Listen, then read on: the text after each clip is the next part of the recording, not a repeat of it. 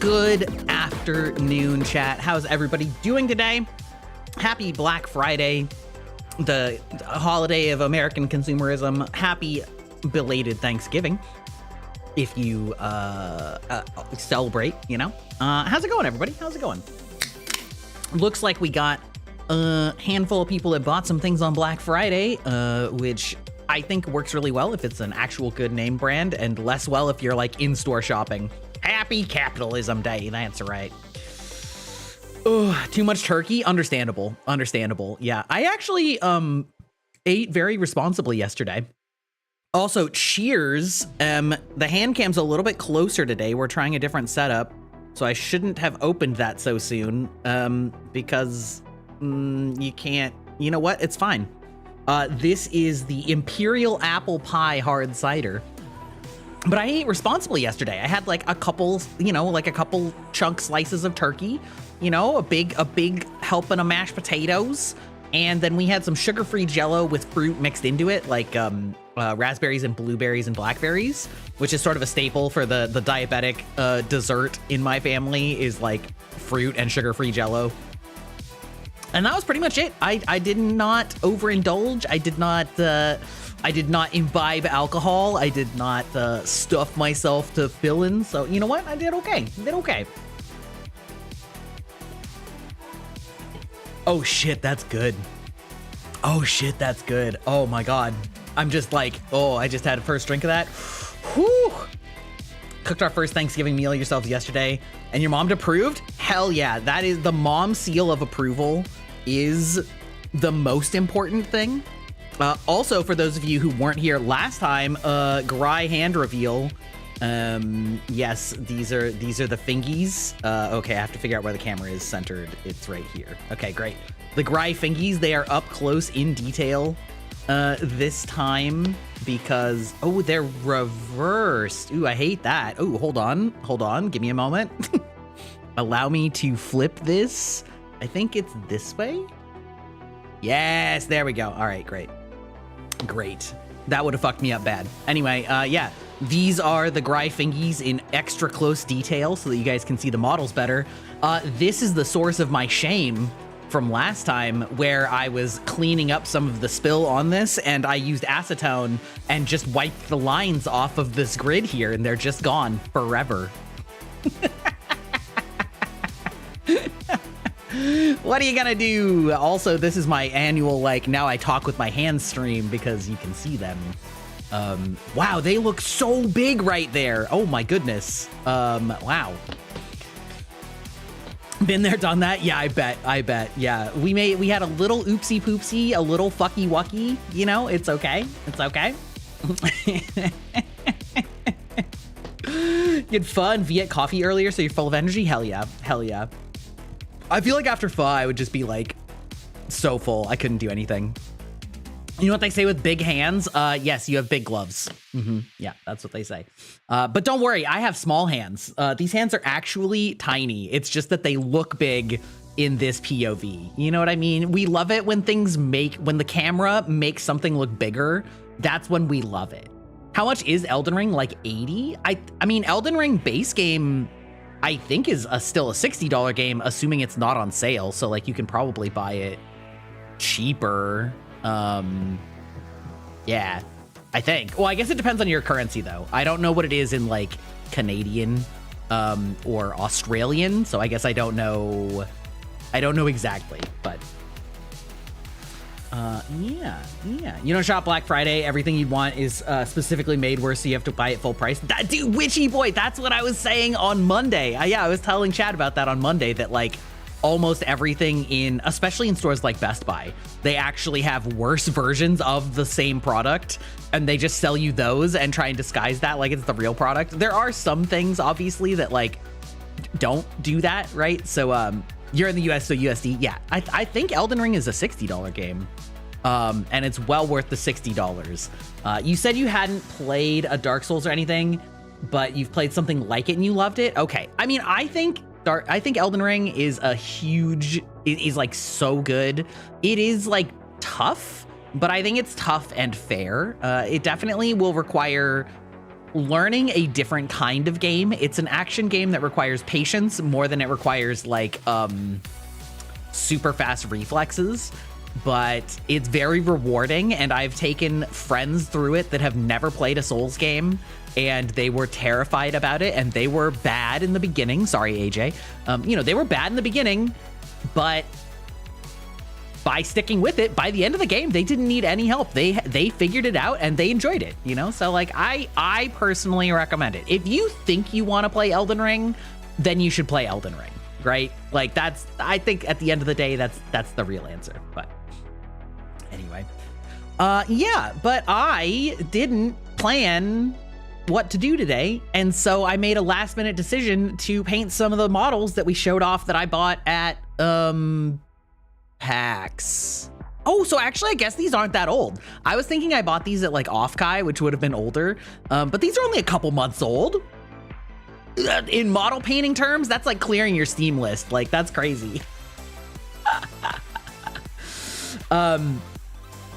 You replayed Elden Ring on stream, and you swear to God you hate the last boss more than you thought. I also hate the last boss in Elden Ring for two reasons. One, I think it's a little bit too long, and two, I don't like that the first phase has...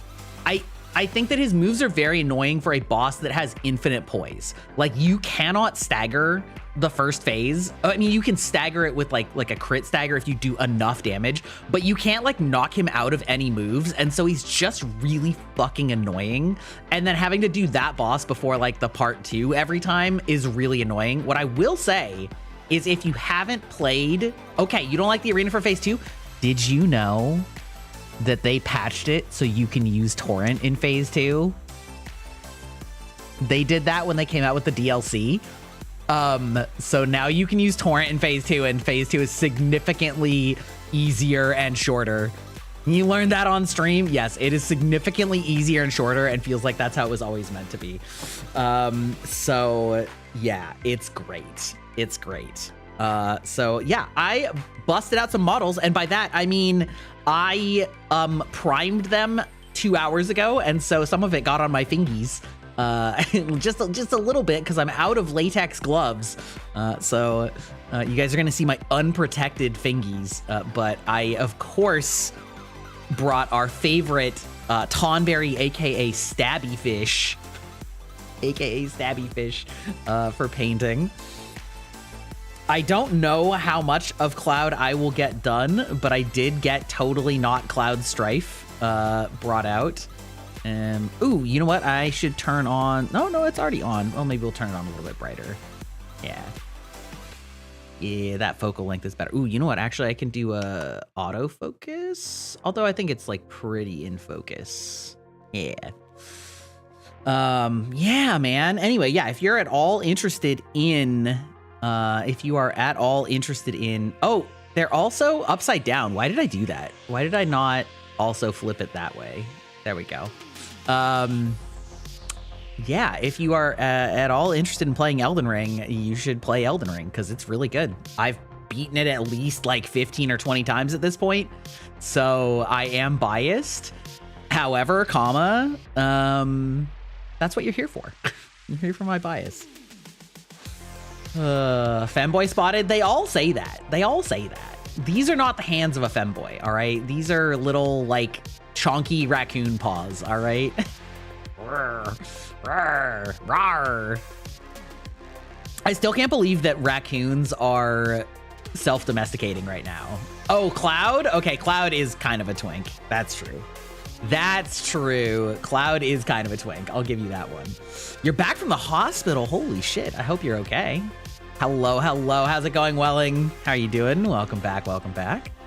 Yeah, we're gonna just do some casual mini painting today, because I didn't prepare anything, and the only like game that I have that's outstanding at the moment that I had started on stream is Vampire the Masquerade Bloodlines 2, and honestly, I don't know how much anybody cares about that game, including me, which is a real disappointment, because, you know, I love Vampire the Masquerade, and vampires are on theme, but I don't know that I want to play a game just because it's on theme if it's like not that good. You know what I mean? So I'm gonna be a little bit lazy today, and I'm gonna use speed paint. Ooh, plasmatic bolt though. Okay, wait now. I think orc skin is better for our Tonberry boy here. You love seeing people struggling with heavy stuff, especially when they drop it on their toe. Oh, wow. Okay.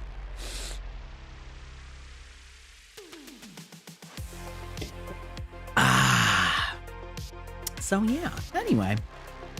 I did not prepare any like good talking point topics today, so mostly this is going to be a stream of consciousness. A stream of consciousness. Is this my hand reveal? It's not my first hand reveal, but this is a hand reveal because I only do these streams like every 6 months. So yes, these are the Gry hands, and I do wear these rings all the time. We have my wedding band, I just fucking love it, and it looks kind of like a spider and also like a mystical ring. My pentagram, and then my fancy ring with the gold inlay called the Stormlight, which is extremely on brand for me, as some of you may know. As a Sander simp, I had to buy a ring called the Stormlight that is explicitly based off of the Stormlight archives. You need to draw 1.0 before I get 2.0? Oh, well, listen. A Sander simp, yeah. Term coined explicitly by me. So yeah, so if anybody's wondering, we're gonna do our standard thing, which is where we do a little bit of a tutorial, which is to say what I have done thus far is called a zenithal prime, like the word zenith, like a horizon. And the way that you do that is you prime the whole thing black, and then you take the spray paint that's white and you spray it from an upward diagonal angle. And what this does is it creates a natural gradient of the base layer, where the spots that aren't the like highlighted area are automatically darker because they get less or zero white paint on them. And this works especially well for extremely thin paints or contrast paints, which are meant to be used this way. And so, as I just sort of fill this in, you will note that it will make a very nice, clean gradient of like light green to dark green based on having a white or a dark layer underneath, which is cool. We love that. It makes it very easy for painting things quickly. And yeah, so this is your easy paint, easy bake painting method 101 from Gry. I think contrast paints are very cool. That's a little bit streaky, not loving that. But yeah, anyway, yeah, that's how that works. Simpy admitted it. No, that's okay. You know what? It's, I know what I am. All right. You can fuck anything with enough courage and effort. That's true. I did say that at one point and then make a redeem out of it. Okay. That's a lot smoother.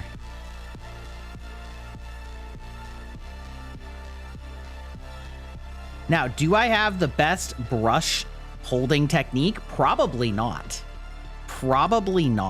But so you'll see it's not dry, obviously, but you'll see the effect, right? Is that like the top of the head is nice and shiny and bright green, especially if I don't touch it like that, like a fucking idiot. And then, you know, like, so it gives just like a nice clean little gradient there. And that is a really easy way to do that instead of actually having talent and painting the gradient in yourself, because that's really fucking hard. Having done that, that's really hard, it turns out. K-pop Menace Mimikyu. Hey, welcome back. How's it going? How you doing?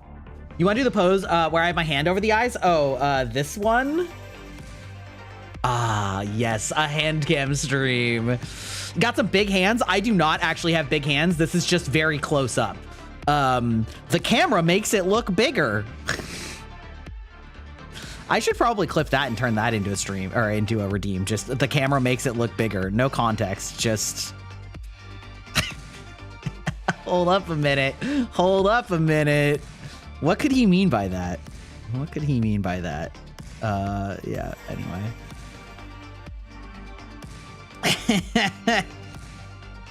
I could do it. You know what? I have that power. I have that power. Get his little green hands here. If you've ever wanted to try mini painting, I highly suggest it as a fun hobby. It's gonna suck at first because you'll be shocked at how difficult it actually is and how difficult it is to like control the brush on such small areas without totally fucking up. But it's very fun and it gets very like zen. Ooh, he's got his little tail too. I gotta remember to get that. You know, at the end of the day, you end up with some cool little models to show off at the end of the day. It's great. We love that. This is going to be very dark green because the tail did not get any of that zenithal highlight, but that's okay. It'll still show through. I honestly am not even looking at stream right now to see if this is watchable. I can't even tell if it's watchable. Here, I'll give you guys some references for the hands so that you know that I'm actually not capping. And in fact, my hands are small. You were playing Battle Cats and got a super Uber on your luck second one? That sounds like some gotcha. Watchable confirmed? Okay, that's good. What's a good, like, okay. No, this is too close. Fuck. Well, next time I have an unopened can. Next time I have an unopened can. Oh, you know what? I've got the perfect reference. You started watercolor painting, but it takes so long to wait for the layers to dry. True. Okay, this is a Nendoroid, okay? Everyone knows the size of Nendoroids, I assume. And this Nendoroid takes up most of my hand, okay? My hands are not big. They are, in fact, small. Of course, plugging my Oshi Calliope Mori, this Nendoroid takes up my entire palm, okay? So, like, ladies out there, if you look at this and go, yeah, that's the same for me, understand that I'm a 5'8" male with hands the same size as you. With hands the same size as you. So I would say that makes my hands fairly small for a man. You know, maybe we'll take another color, Slaughter Red, Nendoroid for scale. It's like the only thing that'll fit under this camera because it's actually like only this far apart. Whatever this distance is, 6 inches or something like that. 6, 7, 8 inches. You're gonna get on 14 for dailies. Man, yeah, boy. Daily culture is something that I've tried to avoid so hard, and even then I don't really avoid it because I play Overwatch and try and do my dailies most of the time. But like, man. The temptation to say it right now is to say what? I don't know what you could possibly mean. We're gonna make his coat just like blood red. That seems very fitting for this little murder hobo. You know what I mean?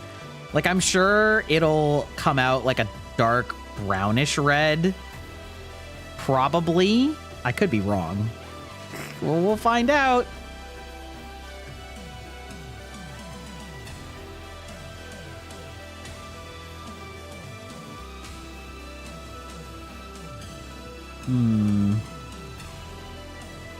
That's pretty red. Actually, that's pretty red.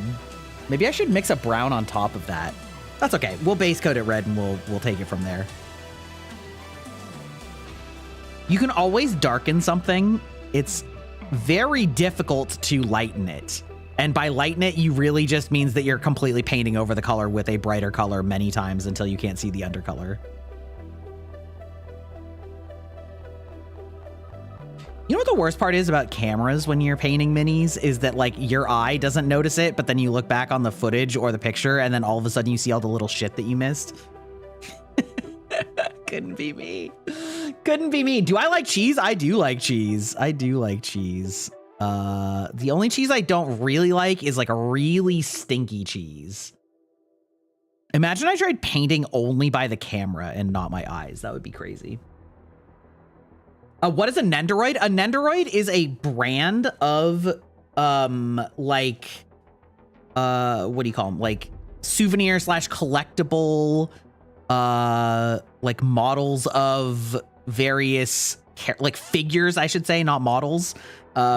So much like a Funko Pop, except it is almost exclusively anime and video games, and now by extension VTubers. And they're all the same size, so they're only like a couple inches tall is the answer. Yeah. You saw me on Overwatch. How's the game? You haven't played in some time? No, it's, you know what? I have no problem segueing to things that I'm not doing because I love talking about anything, and there's only so long I can talk about minis without repeating myself. I still like Overwatch. I like it more casually now than I used to. I think that they've gotten to a place where heroes are balanced enough. There's still some rock, paper, scissors elements for specific heroes, and it's like they've claimed to try and phase that out, but in reality, they kind of haven't, because they haven't wanted to remove some signature abilities from certain heroes, cough, cough, anti-nade. And so because of that, or hack, and so because of that, there's other abilities that kind of have to exist that are probably slightly too strong in my opinion, but they have to exist because they have to counter other abilities that are too strong unopposed. But with that said, it's not the end of the world, and I think that it's in a fun place. TM. I have to be like really careful right on this boundary here. Also, I can't tell if like the phone, I think the phone is probably capturing my face just fine. I hope, because I'm not looking at it. It's just looking at me. It is beholding my future. Bring Mori Calliope back out for reference. Okay, hold on. We'll do that in a second. Yeah, it can be a casual romp and not an esport. Yes, I would agree with that. And I would say, like, it is competitive, but it's a little less sweaty about its competitiveness than it used to be, I think. They are currently previewing the first melee DPS hero, Vendetta, and she is so hot and kind of hard to play. Ooh, we're mixing colors unintentionally, but that's okay. You know what? It's a happy little accident. Did I get his whole? Not entirely. Hold on, let me just get this shit. You got this sick Gundam mech? Is it a Gunpla? Like the kits that you build? Because I built a Gunpla on stream and it was a lot of fun. Actually, I think I built a couple. She looks great. Yeah, she is. She's pretty fun. She's a little awkward, but that's okay. That's okay. How are we doing on like the base? We'll get like a little bit more in there. Yeah. Remember when Doomfist was offense? I sure do. I sure do. Also, I remember when it was called offense and defense and not combined into one category of damage. Ah, it looks cool. Okay. Well, if it's probably a Gunpla, and they're very cool. Depending on the size and grade you got, they might be anywhere from 6 inches tall to like 18 inches tall. Have I seen that Venom windscreen? Absolutely, dude. I love that they are sexualizing the shit out of Venom's ass. I think that's the funniest flex. To be like, oh yeah, all you fucking gooners out here, you want your ass and titties? Let us give you this giant hulking alien monstrosity that is so caked up, like as like the biggest fans. It's so funny. It's so funny.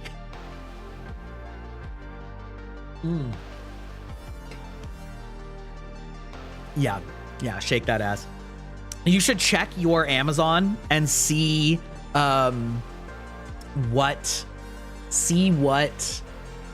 the name of it is, because then I can comment on it. You know what? We're gonna do a little bit of batching here. I'm gonna paint this hot demon lady also red, and so we're just gonna get like a lot of color on her. Also, Twitch, don't come for me for the fact that she's nude. You probably can't actually tell. I won't hyper focus on the nips.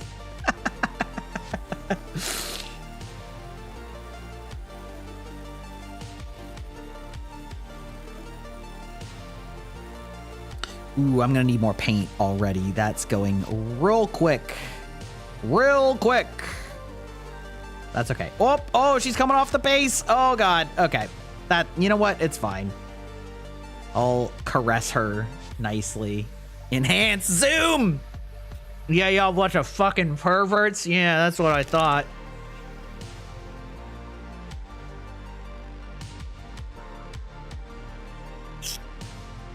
I should do more painting streams for just like casual, some like casual yapping and painting.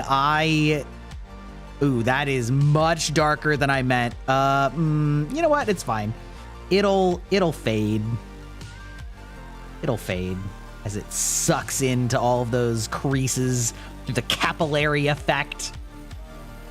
You don't want to hear that from me, Mr. Goonbach? Listen, game knows game is all I'm saying, okay? I recognize it because I'm a master of it, okay? All right. Also, you know what? As much as I'm a gooner, like, audibly, I actually don't play gooner games. I don't play a single one. I'm a, what is it? I'm a verbal flirt, you know? I like to talk a big game. Oh God, oh lordy. Hey Maeve, how's it going? How's it going? We're painting a succubus right now. It seems on brand for you. Hi, how's it going? Artsy streams make you more artsy? Yeah, this can be a co-streaming work together as we paint hotties. Ooh, I totally missed that whole outer arc of the wing. Epion? Oh, Epion is based. Epion is based. Hey, yo, your sister? Yeah. Yeah, Epion is sick. I am a big fan of it. From Gundam Wing. Added somewhere around the second half. Probably the last third, if I'm being slightly more accurate. If you are going to start painting miniatures, the biggest tip I can have is make sure that your paints are thin enough, because everyone, including me, fails to paint thin their paints enough in the beginning of their journey, and let me tell you, it's a problem, and it'll make it look like dog shit.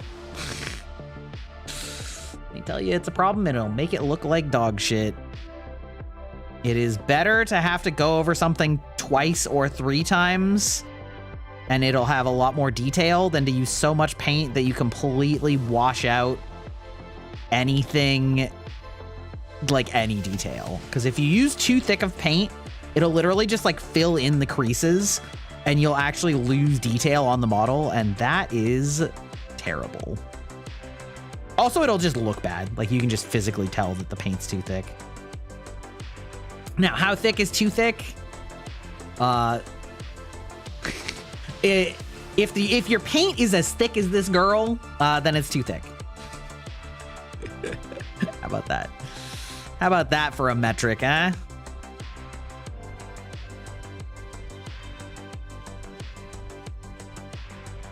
Sheesh.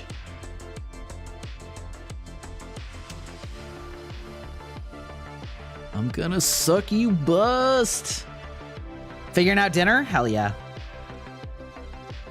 Oh, time zones. I just like rammed breakfast / lunch into my mouth right before this stream, so I am set for quite some time.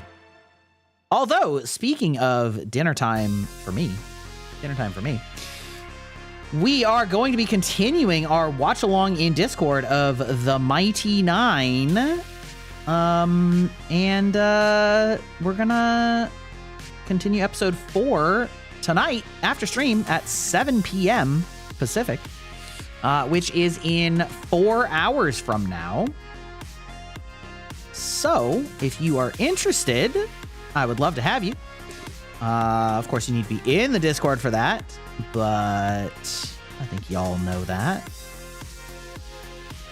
And if you haven't watched any of the Mighty Nine yet, you can watch the first 3 episodes while I'm painting this. Is that? Yeah.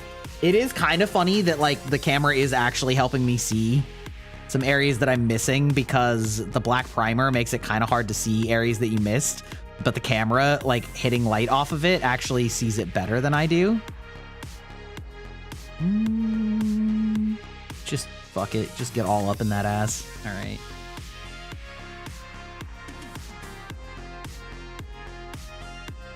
Okay, I actually am legitimately using the camera feed on stream to paint this under that ass because I actually can't see it. That's hilarious. You have 2 Digimon things that look like Gundam mechs? Ah, yes, that is peak Digimon, of course. That is peak Digimon, of course. See if mobile works now. You're having an issue? Oh, hell yeah. Hell yeah. Yes, the Mighty Nine, actually, I actually have models painted for all of the members of the Mighty Nine. Because I got the Critical Role miniature set. And I painted the Mighty Nine first because that was the campaign that I was watching. So if you're interested in watching it, it is widely regarded as the fan favorite campaign. There is, of course, a lot of discourse between whether the first campaign, Vox Machina, is better or not. They're definitely very different vibes. Vox Machina is a lot more classic hero story coded, where like all of them are pretty much just like good guys and very archetypical classes. You know, you got like barbarian, cleric, rogue, a ranger, a druid. You know, it's like very, very like classic good guy archetypes. Whereas the Mighty Nine is a lot more complex characters and motivations and backstories, and ends up getting a lot more political than Vox Machina ever does. And so a lot of people really love the Mighty Nine cast for its like found family disaster story, so to speak. And also I think it's like, because it was the second campaign, I think all of the actors wanted to like maybe flex a little bit and try something like outside their comfort zone. And I think that it paid dividends overall quite well. Ooh, gotta get those biceps. You can't leave the guns unpainted in a succubus. Damn. That would be a crime. That would be a crime. Wow, her footsie still not taking that paint very well. It's fine. We're gonna let her dry a little bit though, because I don't want to like put on too many second layers. How's her under boobs looking? I feel like that side boob didn't get enough attention. Side boob, a based art cat tag.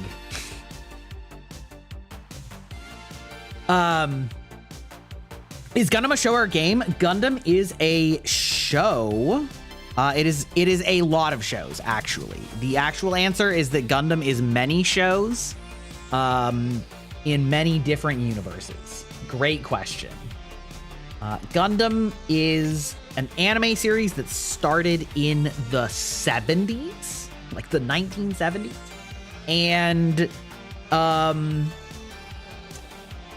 it has had basically there is one timeline of Gundam that is like all in one timeline, and then there's a bunch of offshot Gundams that are just like standalone that don't have anything to do with the other ones and are in different universes and have different rules and different characters and everything like that. So if you're ever interested in starting a Gundam TV series, I would personally recommend one of the ones that came out in the mid 2000s or the 2010s as your starting point, because they are a lot more digestible and don't require any foreknowledge whatsoever because they're standalone stories and standalone universes.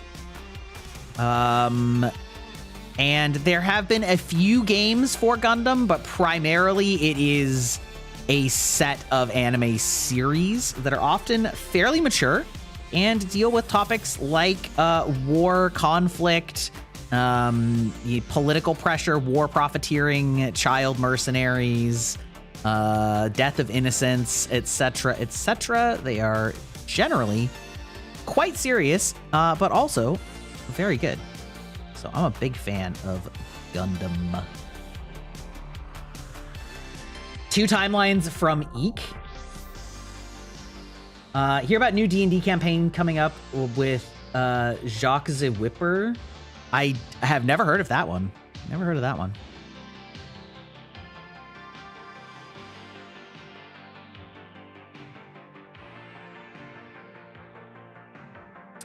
I don't think this should be red, but it won't hurt to make it red, just in case.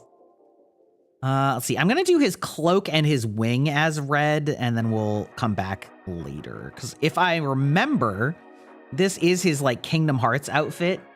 And I believe he had a red wing and a red cloak. This is not a canon Final Fantasy outfit.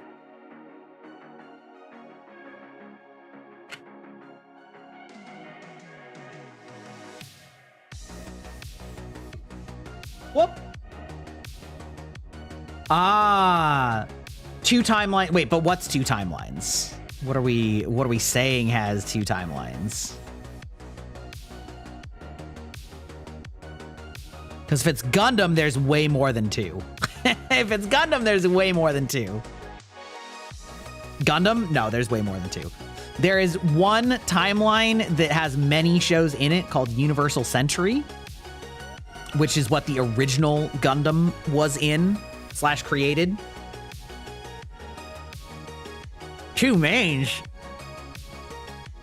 Oh, do you mean like because of GQX?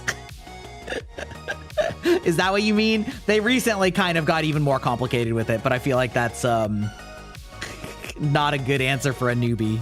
You know what I mean? No.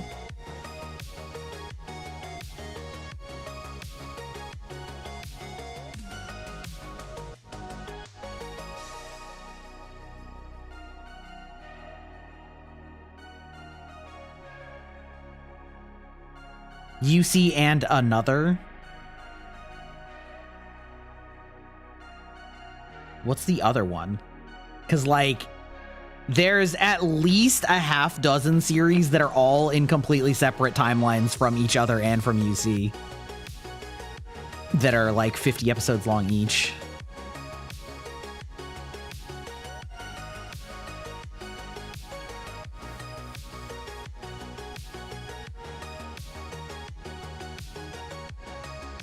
I'm guessing he's based it off of Jack the Ripper. Yeah, I assume so.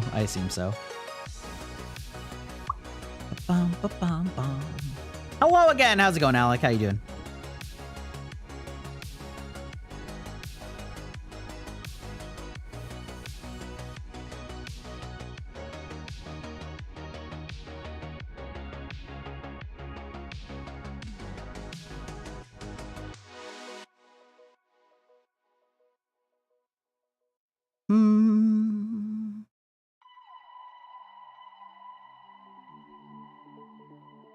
Whoops. Got a little bit of that red on Cloud's face, but that's okay.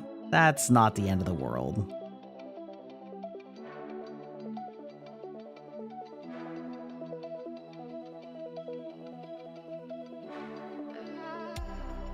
Yeah, that's a good start for now. That all can remain unpainted. I think this got paint. It's just so dark, it's hard to tell. Bow, bow, bow, bow. Be like another.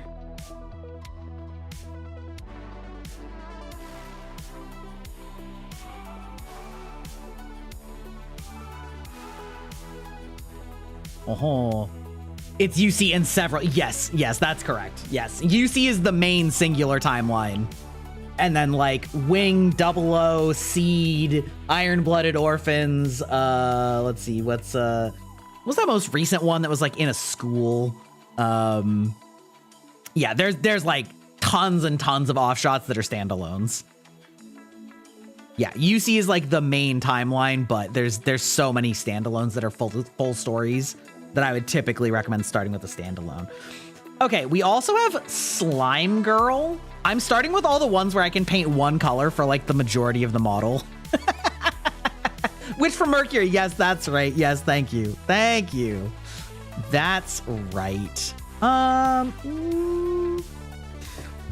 This guy looks like an edgy boy too, so we're also gonna paint his cloak red. Is it because I'm lazy and want to just keep using the same color? Who knows? Who could say? Certainly not me. Certainly not me. Anyway, I know it's somewhat heretical to, like, I know that there's a lot of people that feel strongly that you should start with UC Gundam, but I tend to disagree because I think that diehards are totally fine with watching an anime from the 70s as their entry point. But I think if the goal is to get people on board with it in general, I would personally recommend starting with a newer one. And the newer ones, it's easier to start with ones that don't have any pre-existing canon related. You can also start with like 8th MS Team if you wanted to, for the purposes of starting with a UC Gundam that doesn't matter that much if you know anything. Because 8th MS Team is very good also, but let's see. What's your, is that like a, that's the back of your breastplate. Yeah, okay. That's your hair, that's your breastplate. You got a little bit of cloth mixed in here, which I'm gonna say is probably not the same cloth as your like waist cloak. So we're gonna get all of this up in here. Up in here. The good ones are Witch from Mercury, Unicorn, and GQX. I personally love Iron-Blooded Orphans and 00. Seed, not so much, but I'm a big fan of 00 and Iron-Blooded Orphans. Witch from Mercury and GQX are a lot more normal anime coded in that they are a little bit lighter hearted and follow around somewhat bubbly school children. And I do like the, well, I haven't actually watched most of GQX. I really hate that name, by the way. I really hate that name, by the way. But Witch from Mercury was good. I enjoyed it as well. G-Quacks? Yeah. I think it's like GQX. But, yeah. G-Quacks is much easier to say. Either G-Quacks or G-Cucks. Both of which are valid.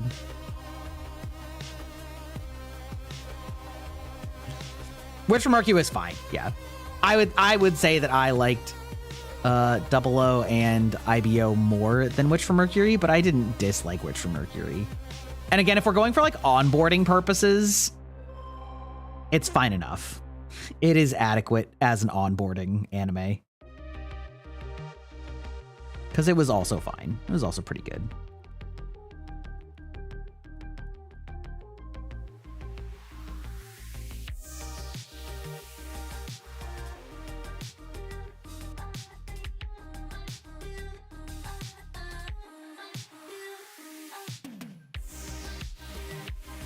Okay, the rest is behind your fabulous hair, gentlemen. Also animated by the Pokemon team? Yeah. Yeah. IBO is awesome? Yeah, I loved IBO. Big fan. IBO does have a dip in the beginning of the second season, but I also think it ended well. So, you know, what are you gonna do? What are you gonna do? Okay, what should our next color be?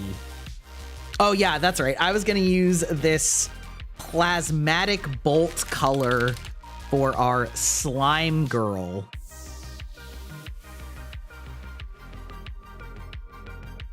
Our slime girl.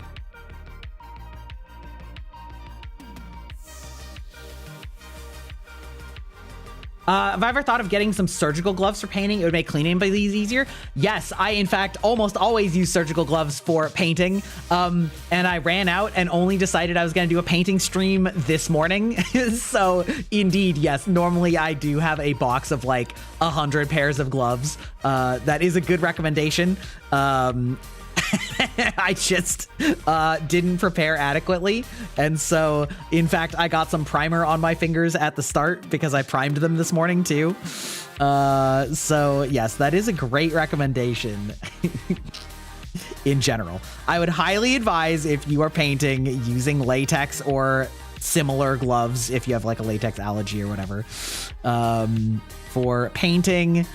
For multiple reasons, but the biggest is that it's very easy to clean up. Wow, this is a very light paint. We're gonna put that on a little heavier.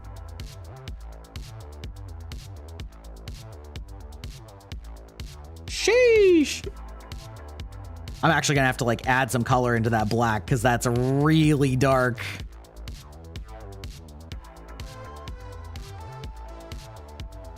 Also, I'm going to need to put way more on. This is like so... This one's very thin by default.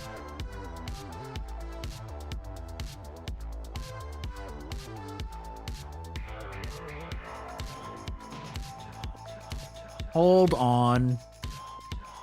Yeah. It's not expensive. I just ran out. I've only ever bought one box of them, and I finally ran out. Actually, no, I bought 2 boxes. Anyway, I finally ran out, but like you run out so slowly that I didn't like think about it, you know? Also, hey, Aaron, how's it going? Bonks me for being stupid, just being unprepared, actually.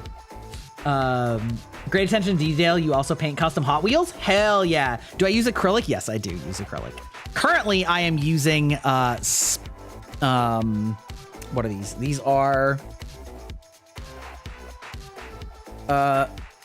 I'm using Army Painter Speed Paint because I'm lazy and also because it looks nice. And I don't know if you have used Army Painter Speed Paint, but the idea is to use a zenithal highlight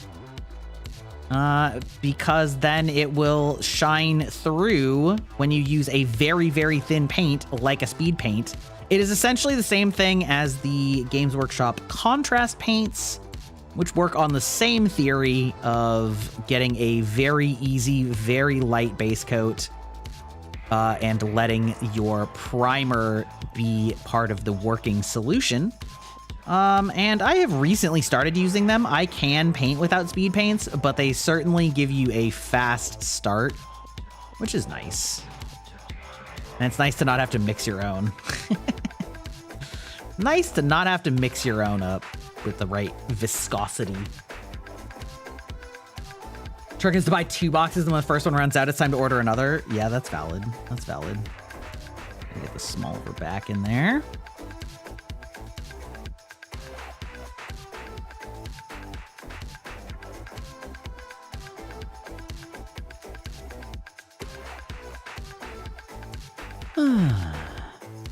One thing that definitely takes some practice with painting minis is brush control. And I think the funny thing about it is that it's probably not what you think it is if you are new to painting minis.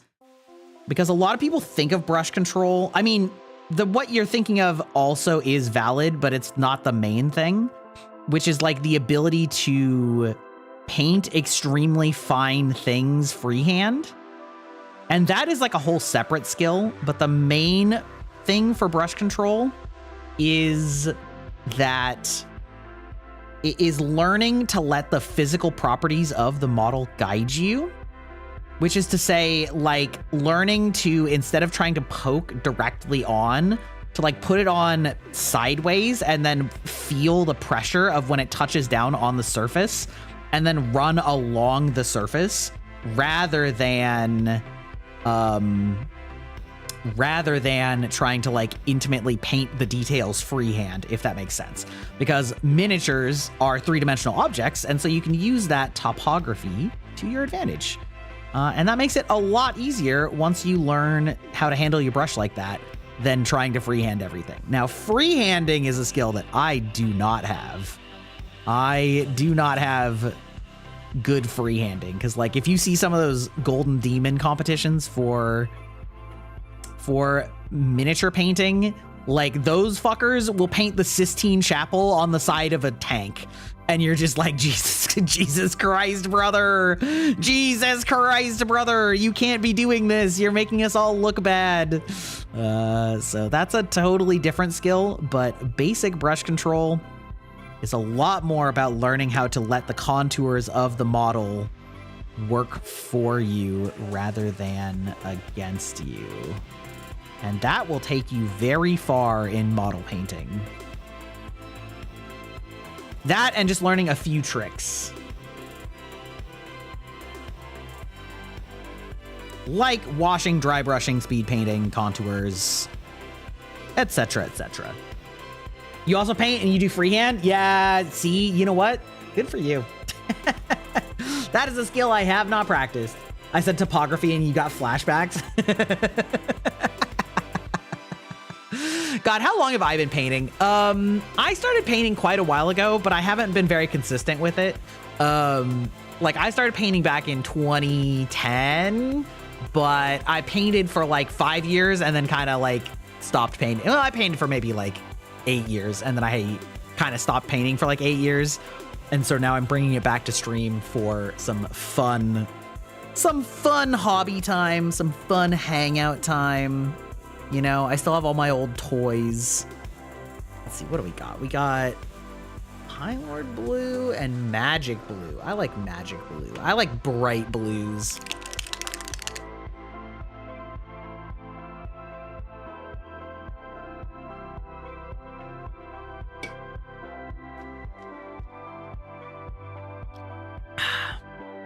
They're either really good or they're fucking with you. Yeah. The thing in war games, right? Like in like say Warhammer or something like that, is there's a lot of people that just get into it for the hobby side and not the game side. And so like some of the best painters are some of the worst players, which is very funny. Because I got into it as a gamer and then I fell in love with the painting. And so then I became one of them. I became one of those is a better painter than they are a player, because I found it quite soothing and fun and creative.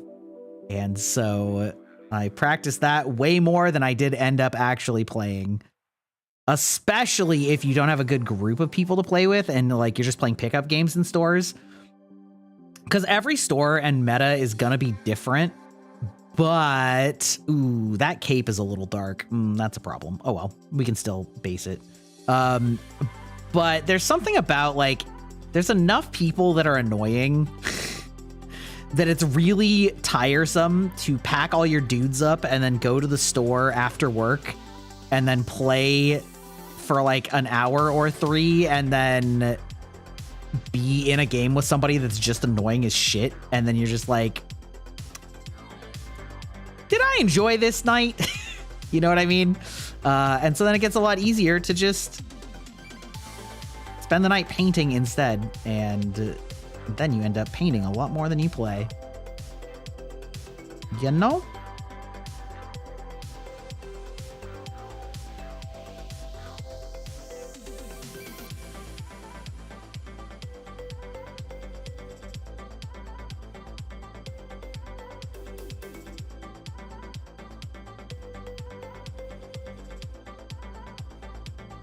Could just be me though. And like I said, it is highly meta dependent, as in like who your local players are and what the scene is like.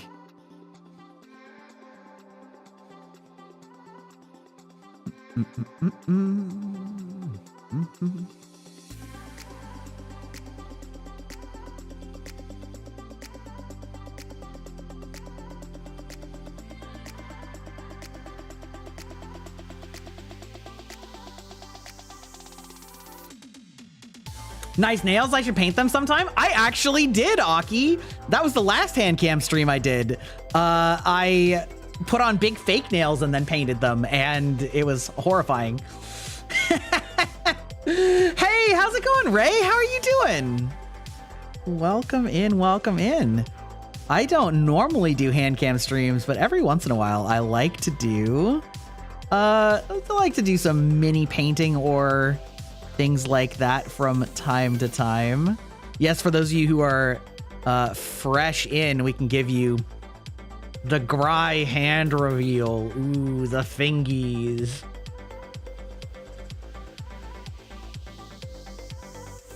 What would my ultimate money's no object dream car be? Ooh, that's a good question. Horrifying in what way? Because they were very long. They were like this long, and I had never put on nails, like long fake nails before. And so it was fun, but trying to adapt to not being able to type and shit like that was just like, You like my rings? Thank you. I ended the stream by playing Overwatch with the long nails and then getting creeped out as I could feel like when I would hit the W key, the nail would be hitting like 1 or F1, and I could feel it like pulling up on my nail bed, and I was like, I hate this feeling. So yeah, not a fan. Actually, I can probably pull up an image of it during the break here and put it on screen so you can see the result of my handiwork. You know, I honestly have no idea what I would pick for like a no money limit car. Yeah, we're in ads, which you see in ads, so we'll be right back. I gotta get up and hydrate and all of those things. We'll be right back. Let's see. Means BRB. Okay.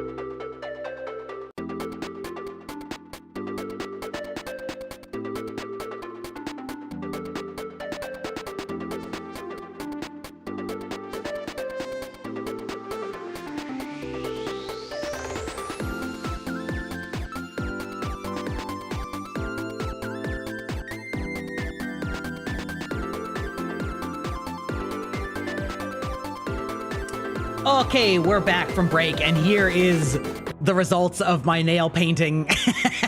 that stream on my left hand anyway.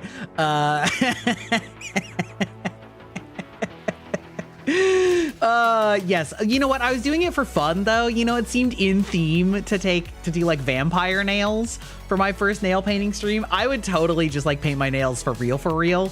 But fabulous. Well, listen, I don't know about that.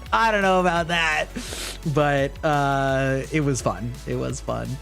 Those are so long. You love the choice though. Yeah, the other thing is I didn't know what I was getting, and so these are like half bed, so they like attach to the middle of my hand. It was a fucking disaster, but like funny. It was a fun stream. I had a lot of fun, and like struggling with things like how to go to the bathroom as a man, like how to undo my pants and things like that. Was exciting. It was exciting, I'll tell you that much. It was exciting. Yeah, no, it was very funny. But yeah. It was, you like color choice though. Yeah. I kind of YOLO'd it and didn't plan, and so but I have very tough nails, which I know is like kind of a weird thing to say, but like my nails can like cut through plastic fairly easily, which drives my wife insane. Can I bring them over to YouTube? Can I bring what over to YouTube? What do you mean? But yeah, anyway, it's fun.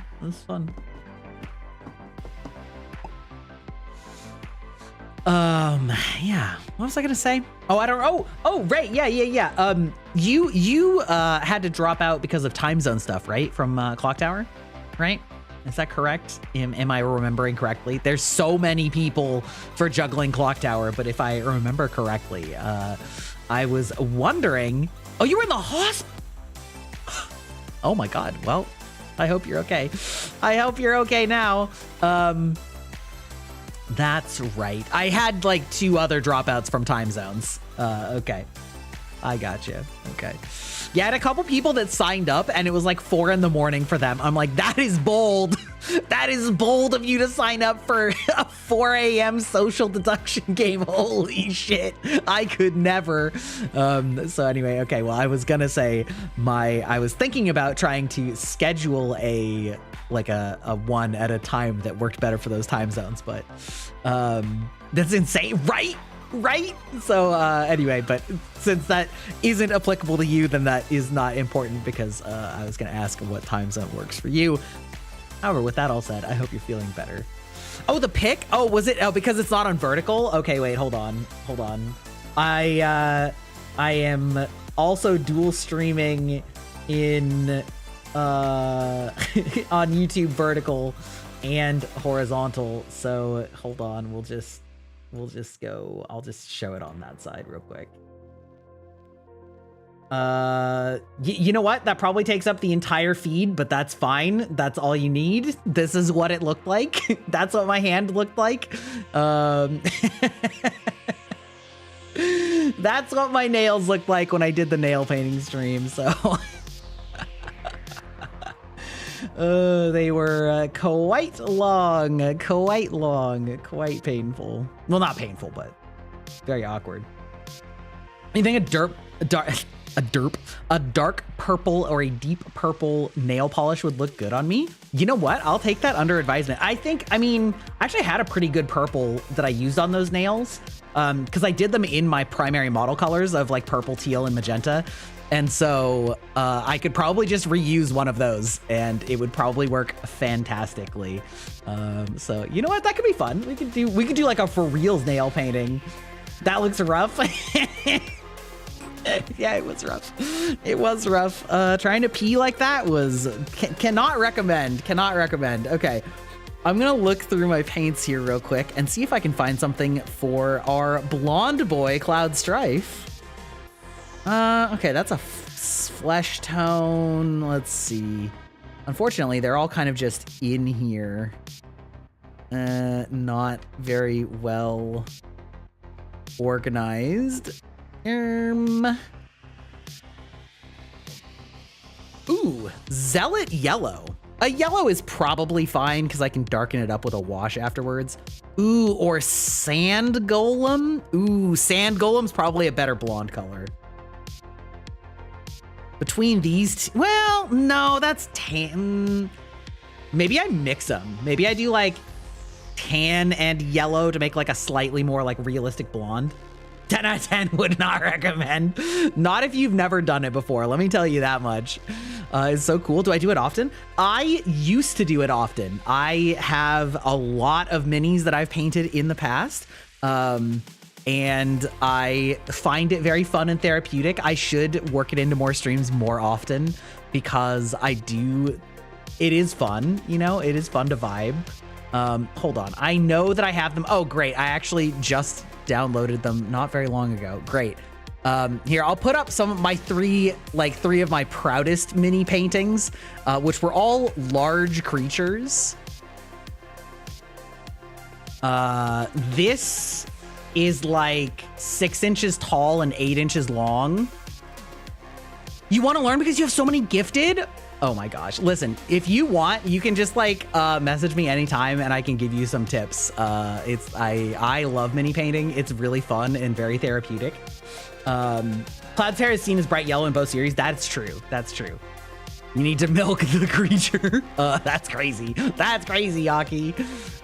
Yeah, I quite enjoy this one. All three of my like proudest ones are all big boys, but I've painted many small ones as well. Oops. No, that's fine. That's fine. Oh, hey, there we go. I can put it over here so that YouTube can see it too. Yeah. The ice golem thing? Yes. This is from my favorite game of choice, War Machine, which was sort of a competitor to Warhammer. And these are troll bloods. So they are a mix of like Scottish troll men with giant mountain trolls. And I love it. I love the troll bloods. This is the Glacier King. Of note, I am actually especially impressed with the base because I made this base from scratch. I looked up and got like acrylics, a clear acrylic that actually cracks the thicker you apply it. And so I painted the base a bunch of different shades of blue, and then I put a really thick layer of acrylic on it, which then cracked into all of these cracked ice sheets, and then I painted on top of it. And then the like big chunks are corkboard that I shaved down and painted and then applied on also. Yes, I'm actually quite proud of this gentleman. Again, this guy's probably 10 inches tall, just for a scale. So it's quite large, which makes it easier to get some fun details on there. And then my third one, also, unsurprisingly, a troll blood. I should stop pinning it to myself. This is the Sea King. So all of them are very clearly themed after elements. And so this is the water themed one who's like lives underwater and has a wrecked sea wreck on his back and is swinging a giant sea ship anchor as his weapon and covered in barnacles and shit. Big fan of this guy. Yeah, dude, I have a lot of War Machine models, actually. Actually, it's a problem. Hold on. I have some more in my Discord. Let me just go. I can just go like snag them and put them back on screen. I took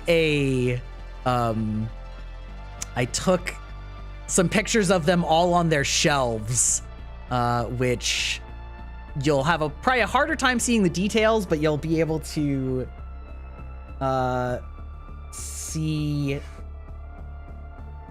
Oh, pardon, the model's gonna freak out while I'm doing this because I have to like reach behind me.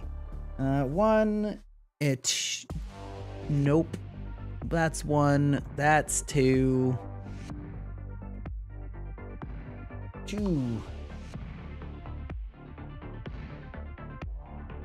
That's fine. Whatever.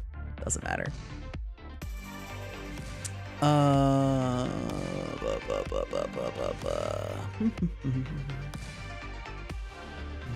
blah. Total garbage. That's fine. You have to go, Aki? Oh, okay. And then 4, save image. Anyway, I was big into this game for quite a while, and I really enjoyed it. Unfortunately, the company went out of business, so rip. Yes, all right, this is Troll Bloods Part 1. There are many models in this image, in all sorts of shapes and sizes and colors. It's honestly probably kind of hard to pick anything apart, given how, like, although if I zoom in really far, you can actually see like the individual faces and stuff like that. But in our back line here, we've got some guys riding buffaloes. We've got this dude here that's all like super aggro, with this giant staff and his like orange cloak. We got it's so many. Yeah, I'm a big fan. It's really fun, and it's fun when you like put them all. Oh yeah. Up here in the back, we've got our giant troll that has a mounted like trench machine gun on his back that's being operated by a very small troll behind him. Yeah, so anyway, just my horde. Just my horde. And then we've got second half of the horde of trolls. This picture's a little bit clearer, I feel, with like who we've got here. We got a bunch of trolls with guns over here. And then we've got the guy in the back that's got flaming fists. Got a couple of those actually. Got a big war wagon with a bunch of cannons on it and all that shit. Yeah, it's pretty fun. It's pretty fun. I think that your community will enjoy it if you do a painting stream. This is War Machine, yeah, but War Machine is like largely defunct. So this is my Alligator Man Bayou faction. So all mine, I picked all the like monster races because I think that they just have such cool variety. And in the back here, we have the soul vault that has like all these souls filling it, and it's pushed by 2 giant alligators. And then it has a ritual sacrifice on the top of like a dude that's been cut open by the alligator that's standing there holding his head, although you can't see that from this angle. They have a lot of cool things for monster races. Yeah. What kind of models have you been getting? Blood for the blood gods. Exactly. I'm gonna assume you got Warhammer, because Warhammer is like the popular one. And then this is my robot faction, the Convergence of Cirrus, which is War Machine is defunct. Yeah, it went out of business. Convergence of Cirrus is like a really cool faction because they basically were like, okay, what if we ripped off the IP from necromancers, and instead of turning things into zombies, we just used their ability to capture souls, and then we trapped our own souls in mechanical bodies so that we could pursue immortality and perfection. And so they're this like this like sort of, I don't know exactly what you call the like aesthetic of them, but they have a really interesting aesthetic for their robots. Ooh, mostly D&D minis. Okay, hell yeah. Hell yeah. You just got a dragon the other day, and then someone gave you a large Cthulhu sacrifice that's about 10 inches tall. Ooh, those are fun. Those are fun. Okay, we'll go with yellow for Cloud. We'll just paint it yellow. We can always darken it down. I'll keep saying that. Also, you guys can get the nice little bead shake. Oh, this one? There we go. They put a bead in it so that when you shake it, like the Ramune soda things, it will like stir it up as it passes it. Makes a nice clicky clacky sound. But yeah, if you are getting started on miniatures, I would highly advise using either using one of the 2 primary speed painting techniques of ooh, that's gonna be too thick. Contrast paints or Army Painter speed paints, which basically are the exact same as each other. And the idea is that they are just like these, because that's what I'm using. And they are extremely thin paints, which is good, because if you're a beginner, you're not going to be good at thinning your paints. And all that you do is when you prime them, you first prime the whole model black, which you can see like on the bottom of this. And then once that dries, then you take a second spray paint and you spray it from, this is a little bit hard to illustrate. You spray it like this from an angle above, and then it will like basically add white highlight onto it, but it will then make it so that the shadowed areas stay black because they were already black. And so then what that does is when you apply a really thin paint like this, it makes nice little gradients that look pretty natural as a starting point when you're an amateur. And that will make it very easy to get something that at least looks decent without having to really try very hard, which is quite nice. Exactly. White spray is acting like the light source, and doing it that way sort of creates a natural gradient without having to have artistic talent, which is great for me.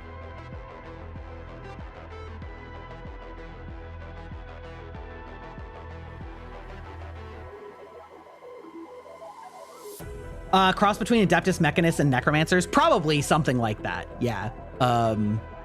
Like they are a like techno cult that worships their goddess of machines in the sky. And yes, they in War Machine specifically, like half of the factions use something called War Machines, unsurprisingly, that are Warjacks, excuse me. They use Warjacks, which are basically like mechanical robot golems that the casters directly control. And so like in your army, they take the role of like a tank or something like that, where they're like big, heavy hitting, but slower moving, and you have fewer of them. And they are directly controlled and fueled by the warcasters' like energy. And so basically they were like, what if we fused that technology with necromancy so that our souls just directly inhabited them and abandoned our flesh? Yeah. Oh, yeah. You should really get back into painting minis. You used to have so much fun with it. You have so much gray. Yeah, that's the thing. It is really fun.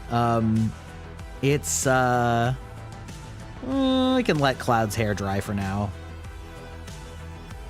I think the black is probably not going to work as well for Cloud's hair for the backing, because it's like too dark to look like blonde. So I'll probably have to like do that by hand later, but that's okay. We can always fix it later, but it's good to get base coats on so that you at least have good like color blocking for later. You know? You'll know? Also, I'm really glad that Twitch finally added a miniatures and I actually forget what is it. Was it like miniatures and models or something like that? Because it didn't used to. You just had to go under like arts and craft before. Yeah, miniatures and models. Yeah, you used to have to just be under arts and crafts, which is fine because it is arts and crafts, or under art. But like mini painting is definitely different than traditional like painted art or digital art. And so I think it was like a smart move to like give it its own category, even if we're not like a huge portion.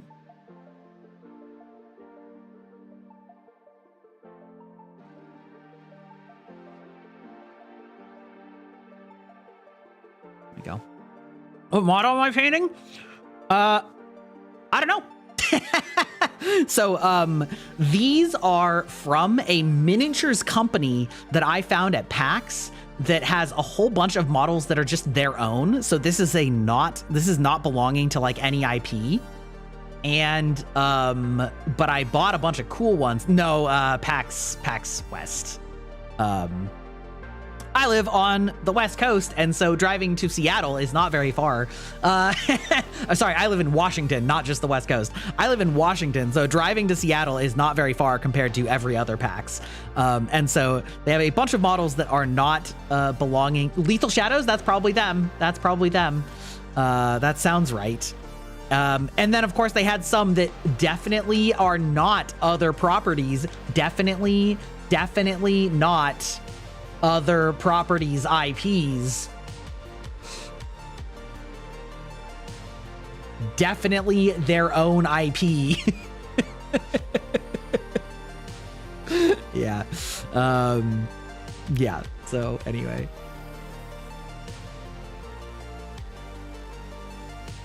Show that one again.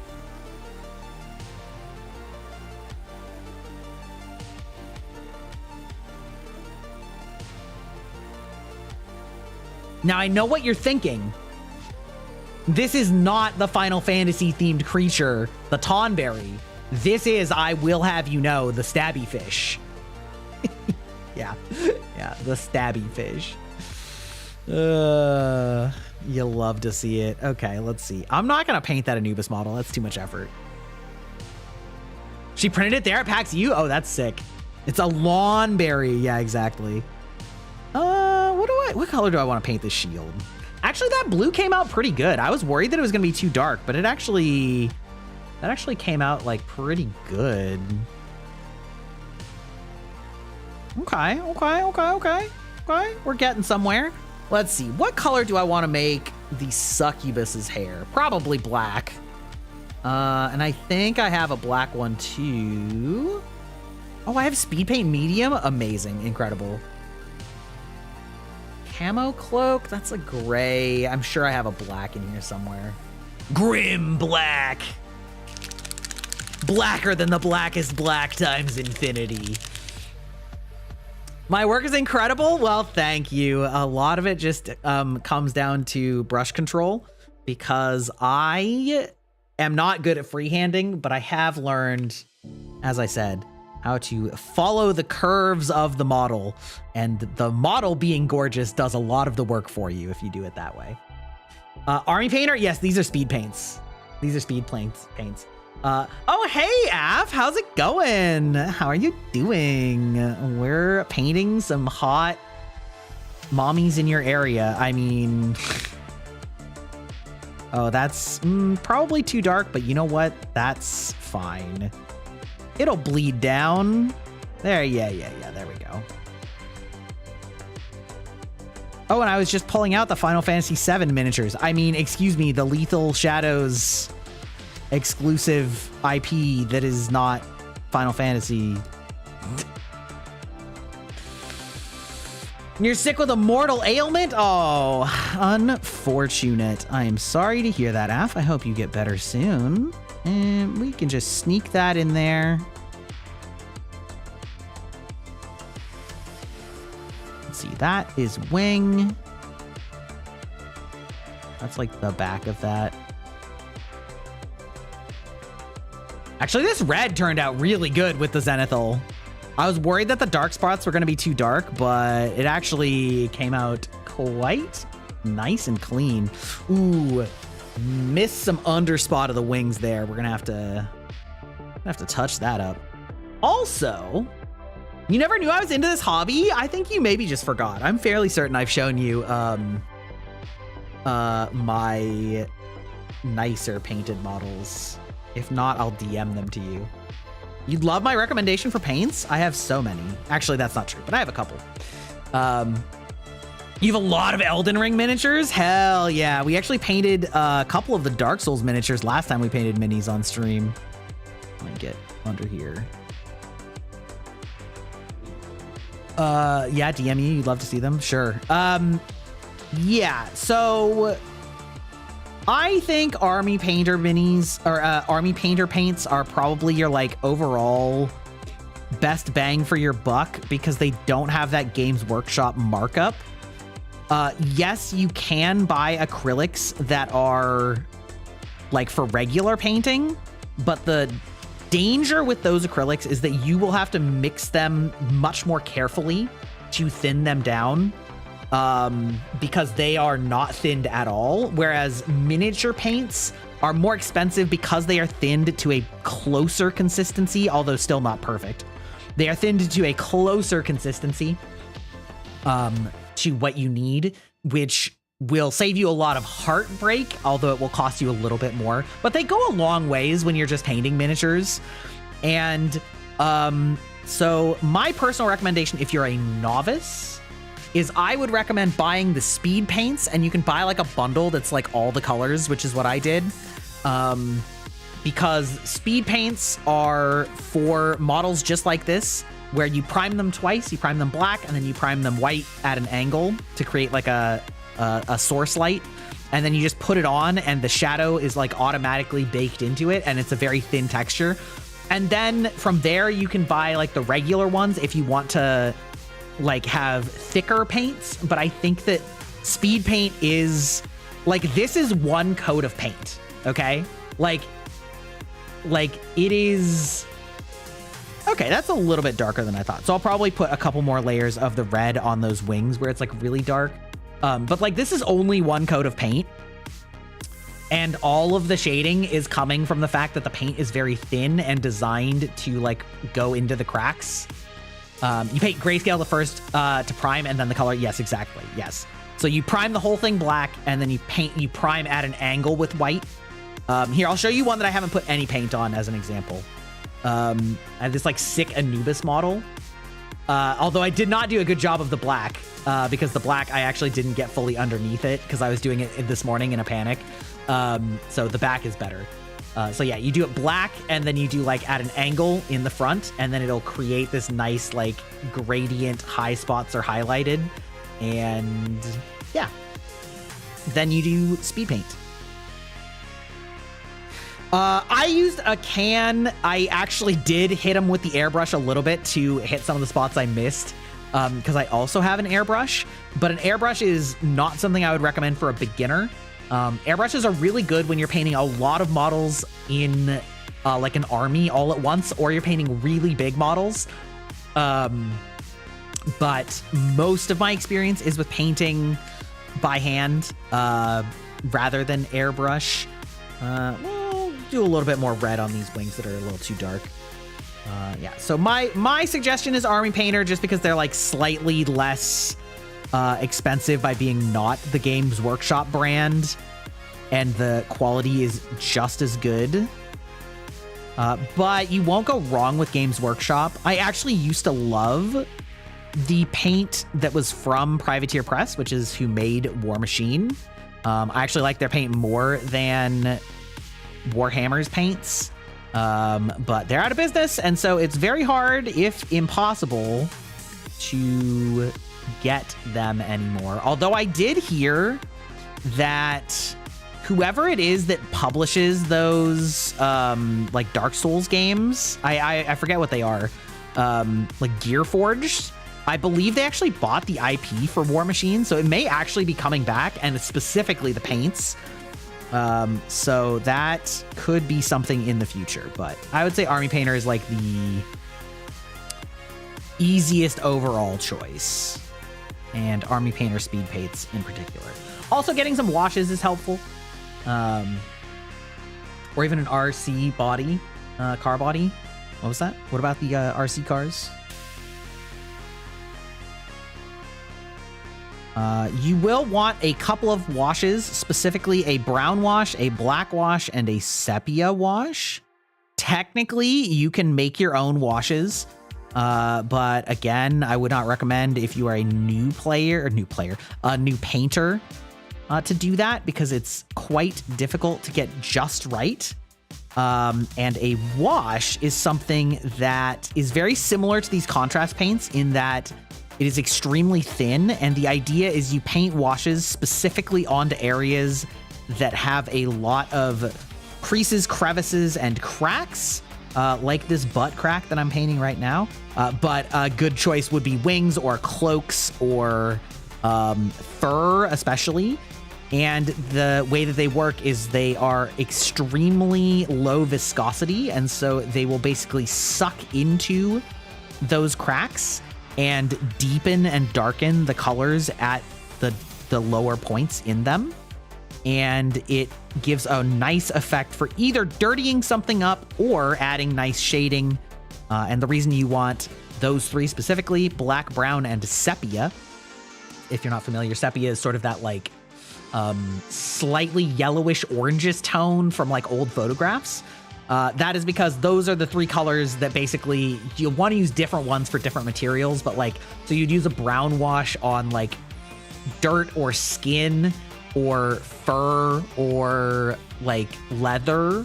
You would use a black wash on like metals. You'd use a black wash on silvery metals, so like iron, silver, steel, etc., etc.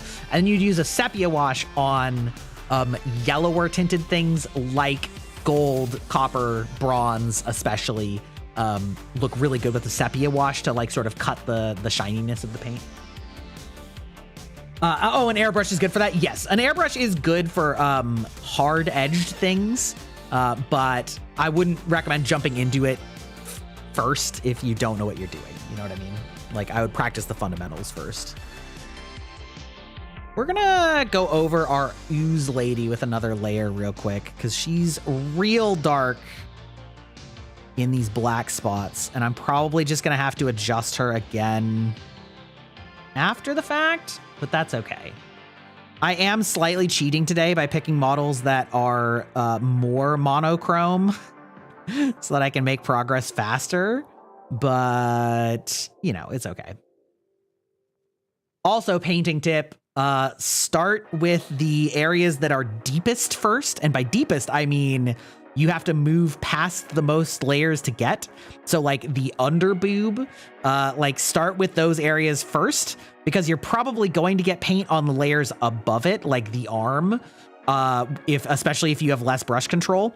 But it's easy to paint over this once than it is to like paint this and then you try and paint the under boob and then you get this messy and then you have to repaint this anyway. So paint the deepest layers first, because if you get overspill of color, it doesn't really matter because you like are gonna paint over it anyway. Make sense? Airbrush for priming. Airbrush works fine for priming, but it's also overkill. Like, priming with spray paint is fine. Like it'll work just fine. It's almost the exact same. Like a good airbrush can run you like several $100s because you need a compressor also. Whereas like paint, like you can buy so many friggin' cans of spray paint for, you know, not that much money. Get them side boob in there. You're bookmarking this VOD for reference later. Amazing, incredible. You can always DM me and ask as well, because I have many hours of painting under my belt. Just so.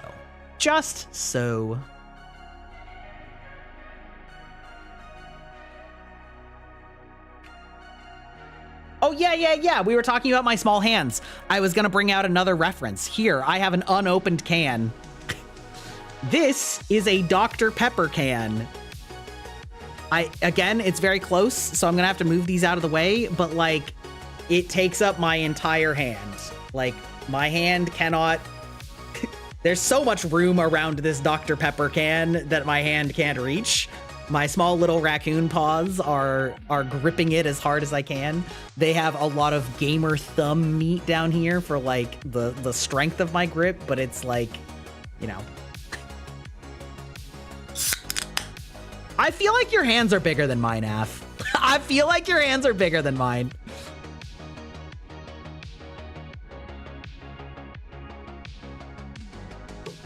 I could be wrong though. Oh, actually, this is great.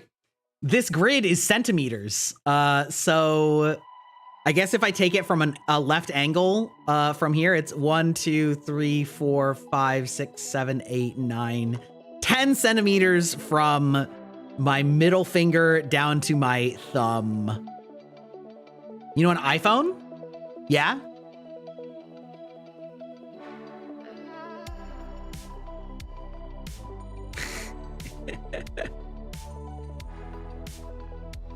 Ugh.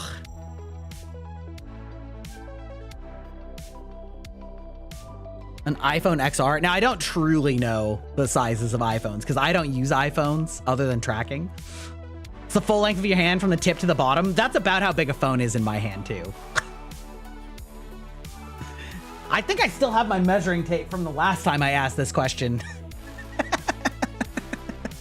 This is what hand cam painting always devolves into, is me talking about how my hands are small. How big are my hands? Wait, hold on just a sec. I'm just gonna go get a tape measure.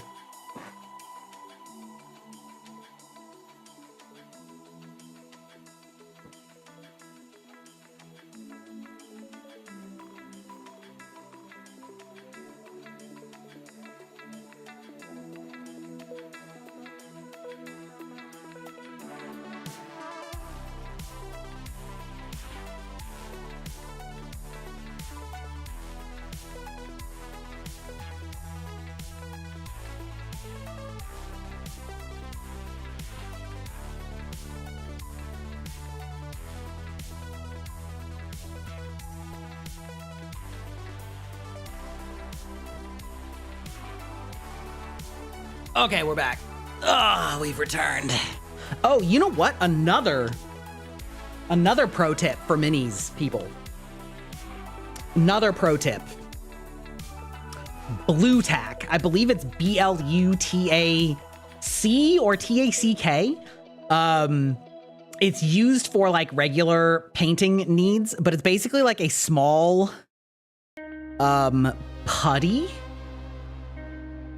Let me strip it off here. It's basically a small putty. Well, it comes in strips, right? But it's like a putty. You can see this. So you can just take like a very tiny amount. And the thing about blue tack is blue tack, you basically just like push it on and it responds to pressure. And so what you do is you just squish it like this, and then it'll hold the model on the base without having to glue it, which is quite helpful. Quite helpful. Blue tack is the brand name. Yeah. Quite helpful. All right.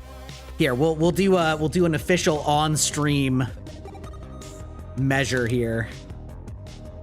So if we go tip of my middle finger to the bottom of my palm, it is 6¼ inches. 6¼ inches. Which is, I don't know what that is, and that's what, 2.5 times that, so that'd be 12,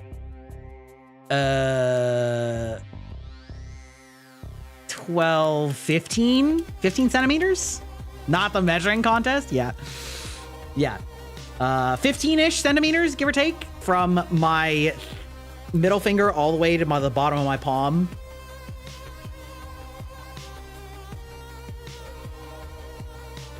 It's really just 6 inches. Yeah, it's just 6 inches. Yeah. So yeah, 15 centimeters from here to here. Yeah. For an average height man, they do be small. But that's okay. Small and dainty. Let's see. What do we want to do? Do I have a metal in here? I'm sure that I do. Ooh, dark silver or white gold.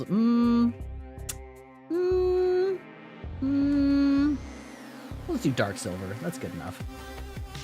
Let's get some metal on some of these colors here. Ain't no one comparing hand sizes except during hand cam streams? Yeah. Wait, is this opened? Let's find out.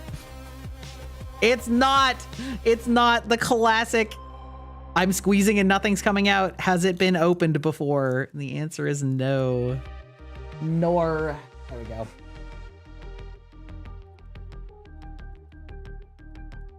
But at the end of the day, as long as you have like a mini painting paint, you'll be fine.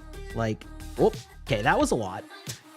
You'll be fine. They're all fine. They all are formulated to do the job that they are designed for,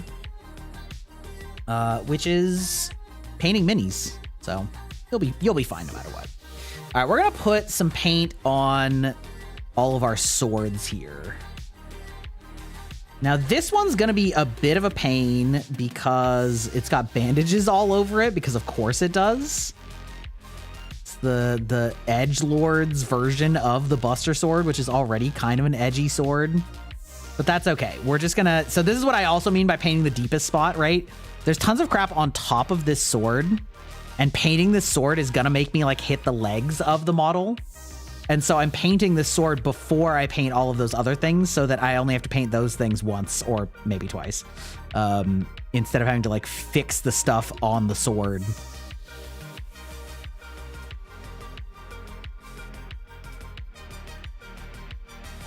Also, there's definitely a divide in the mini painting community with metallics as to whether you paint with a metallic paint like this is, which has a actual reflective quality to it, or if you just like paint them like grays and blacks and paint in the sheen into the paint, which takes a lot of talent. And so I don't do that. I'm fine with metallic paints. I like them. I think that they look good. But if you ever do use a metallic, I would highly advise, as I said before, hitting it with a wash after it is dried in order to cut the sheen just a little bit. Oh, there's some cloth here I should get with that red.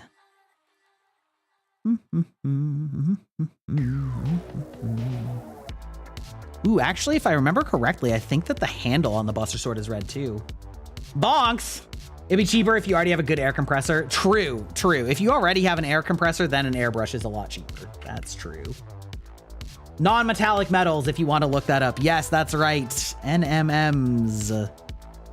Yes. Much more difficult. Looks really good if you're good at it. But it's a skill that I have not bothered to learn myself because I am okay with metallic metals. Where the skill comes really useful is if you want to do like metals that aren't actually a metal, like a blue lightning sword, and you want to like make the blade look like it is blue lightning, but also looks like a metal. And that looks really good if you can pull it off, which I can't. So. Okay, this Sir Knight has a lot of this. Also, when you're painting metallics, you need to be very careful to wash your brush more often because metallics, by their nature, are a lot gunkier. Highly technical term. And so they will ruin your brushes a lot faster if you're not like cleaning your brush out more frequently.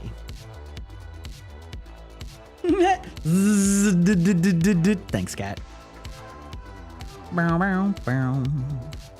Also, as a reminder, those of you who are fresher in chat today, we are going to be doing a Discord watch along of The Mighty 9 Episode 4 tonight in 3 hours. If you are interested, The Mighty 9 is the animated second series from Critical Role for their second campaign, and it just started last week. So if you want to catch up before we start watching it and you haven't watched any of it, you have 3 episodes out on Amazon Prime right now, and the 4th is out also, but you know, that's the one that we're watching. Oops. Oh, let me fix that. I accidentally painted over the top of my cloak, and now we're gonna do something called utilizing the capillary effect to get it all wet, heyo, and then suck it back into a dry paintbrush, which is a bit of an advanced technique, but it works really well. Yeah, there we go. Although it does get your hand dirty if you're being messy like me. One thing you like for a steel look on larger props is isn't even paint at all, but very fine graphite powder. Oh yeah. That would work too. I mean, that's basically probably what actually goes into mini paint. Is like, you know, small powders of graphite and metals and stuff like that. You know. I think I'm gonna make his armor like 2 different metals, but we'll do it all right now in the iron. Way too late for you, understandable. You thought you'd jump in for a moment? Well, thank you, sweetie. To be clear, that's their name on YouTube. I'm not being overly affectionate. I did have that realization when I was playing Blood on the Clock Tower with Honey Galaxby, and as I tend to do, I just abbreviated and called her by her first name, which was Honey, and immediately felt weird for being like, okay, Honey. Wait a minute. Wait a minute. Wait a minute.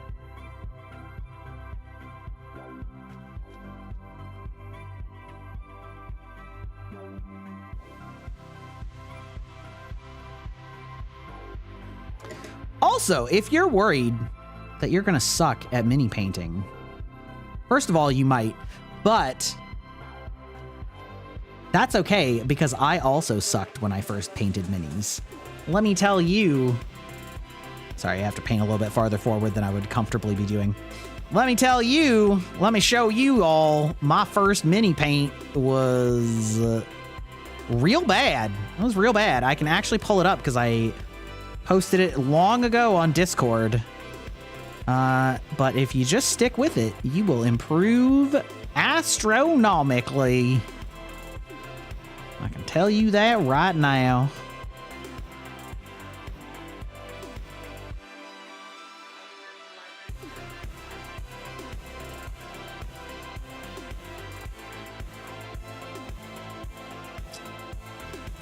Feel tenderly awkward about it, which is fair enough. Yeah, fair enough, indeed.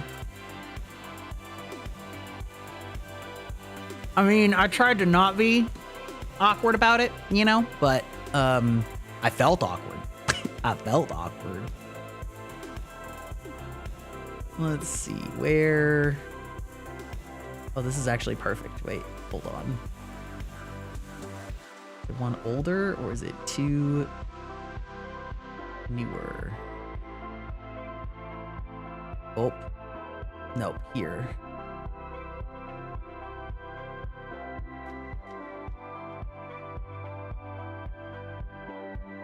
No, that's not true.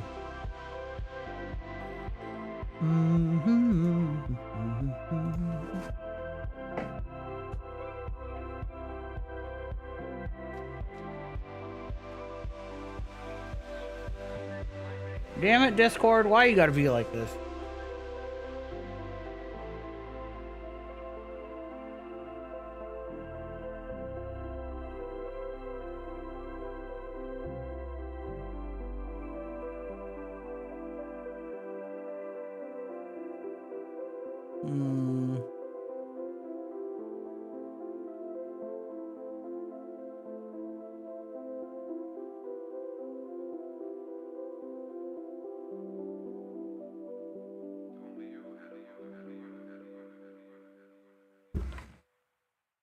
Ugh, my entire desk is such a disaster.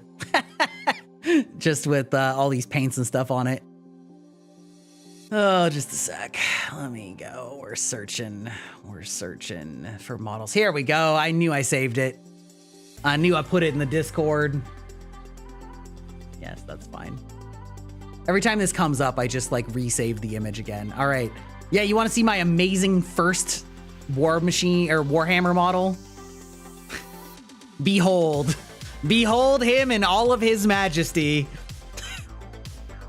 Glorious is he not? Revel in his beauty.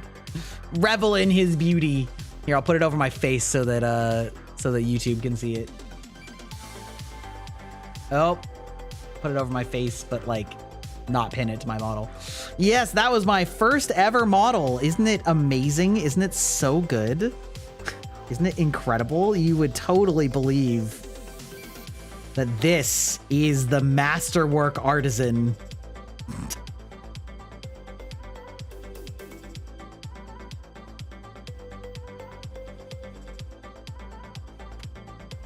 But it's fine. You practice, you learn some brush control, you learn how to do things. Oh, that's like really unfocused. We'll just push these back a little bit. Hey, can you autofocus? Actually, that would be great. You learn some brush control, you learn how to thin your paints properly, and you'll go far.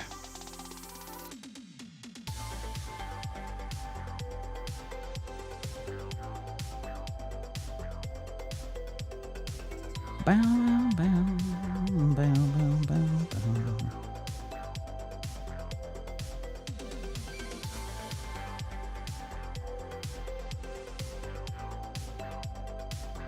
Bow, bow, bow, bow.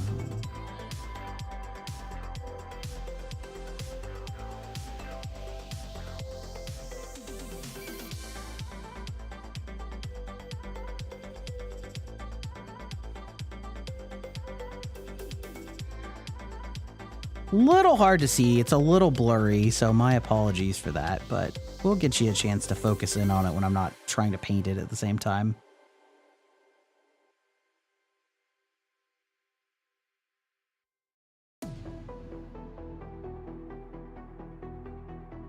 Also, I keep hitting my microphone with my brush, which is a little annoying. Little annoying. Thank you, sweetie. Have a good one.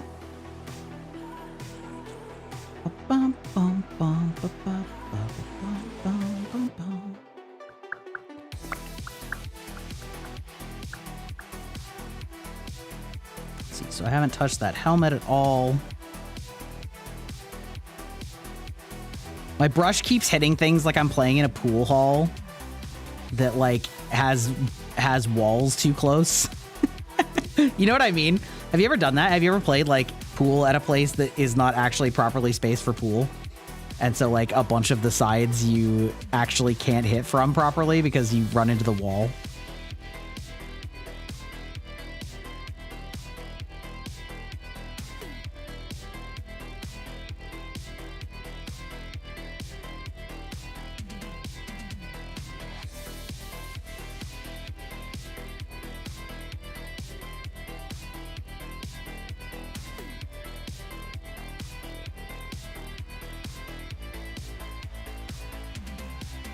Also, I poured out way too much of this metallic.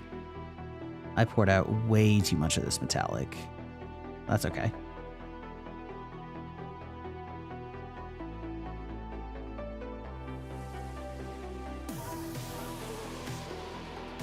That's fine.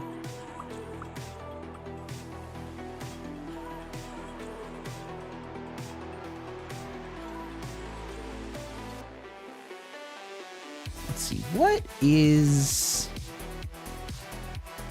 that all blue? Is that what that should be? I may have not followed my own rule of painting the lowest layers first, because I may have to go back and paint some blue. Probably will. That's okay though. That's okay. Part of the process, you know? Actually, do I still have some wet blue there? Nope. The light has dried it out.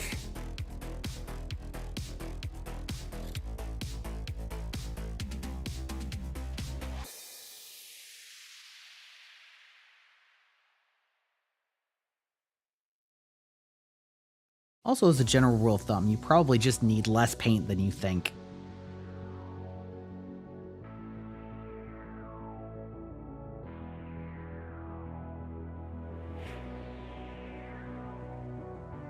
Do I? Yeah, I think I can get that. I think I can get that with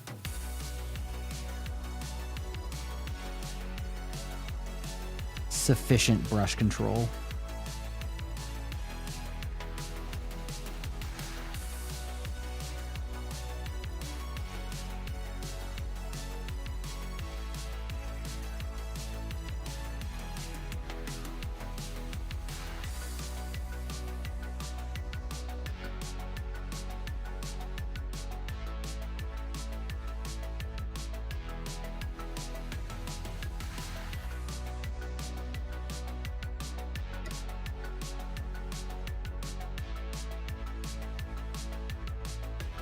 Okay.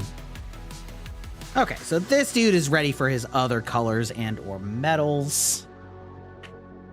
Let's see. Tonberry can get his little stabby on.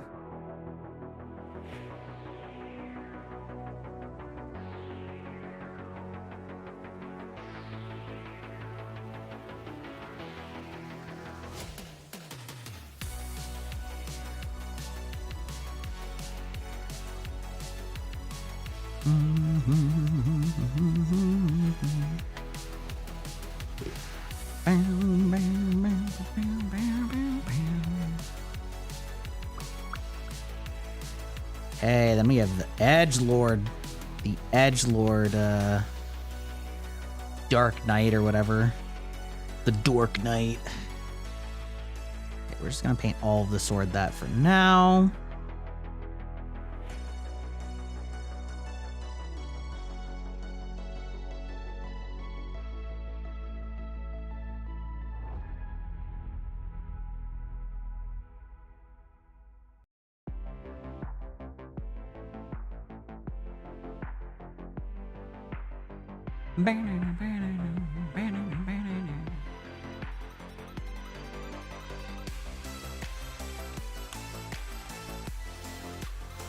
Okay, let's take a look at you. So,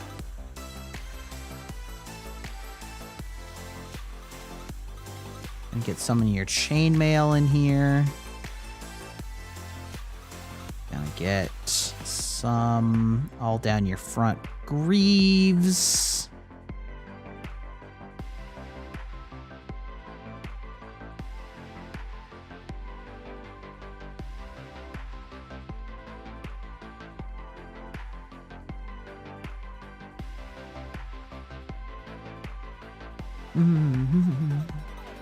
Also, it's ad time.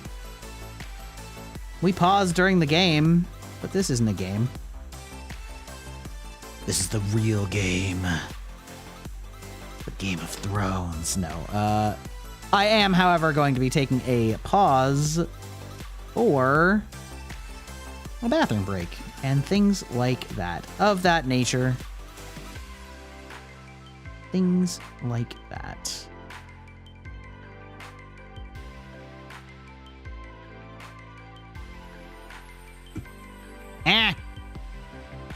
I keep hitting my microphone and it's so annoying. Okay. It's fine. He's fine. He'll hold. We'll be right back.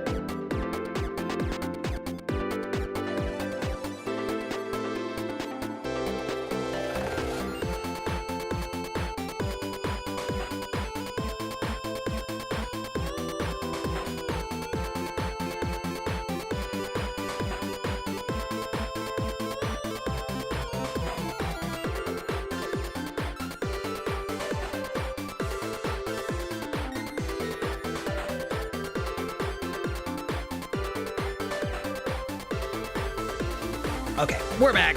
Time to continue painting Edgelord McEdgerson. Keep hitting my mic. Send that out. Okay.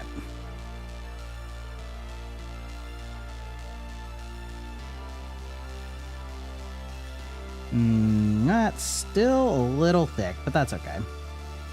We'll get over it. We'll figure it out.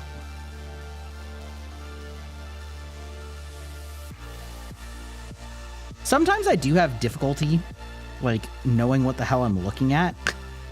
You know, with these small models, it's like sometimes you're just like, I don't know. Like, is that a leather strap? Is that like cloth? I mean, I guess leather is cloth in a sense, but like, is it cloth? Is it leather? Is it like some like trophy? Is it just texture? Sometimes it can be a little hard, and sometimes you just have to make up an answer, which is valid, you know?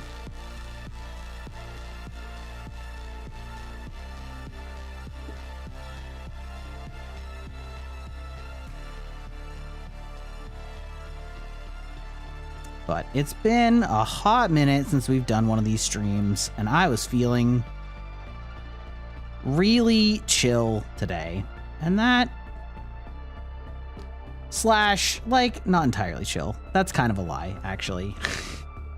That's kind of a lie, actually. I mean, chill in that I didn't have a lot of energy, but holidays can be stressful. And I've been kind of stressed for a while, just in general. So, doing a soothing hobby like painting can be quite nice to just not have to worry about anything. Okay, his blue tack is coming off of his feet, though.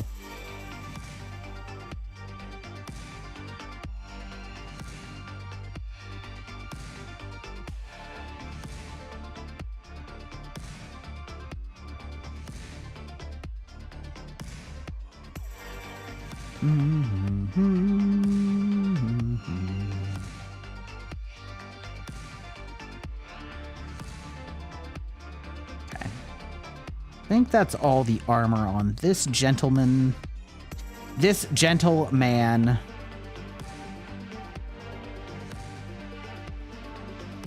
Let's see. I also did not remember to color Cloud's other armor. I don't know why I did that. Or didn't do that, really. Mix that in there. Because Cloud has some, like, bangles. Some shoulder pauldrons. All kinds of junk like that. Oh, I don't know if you're, like, just AFK or listening or whatever. How's Breaking Bad coming? Yo.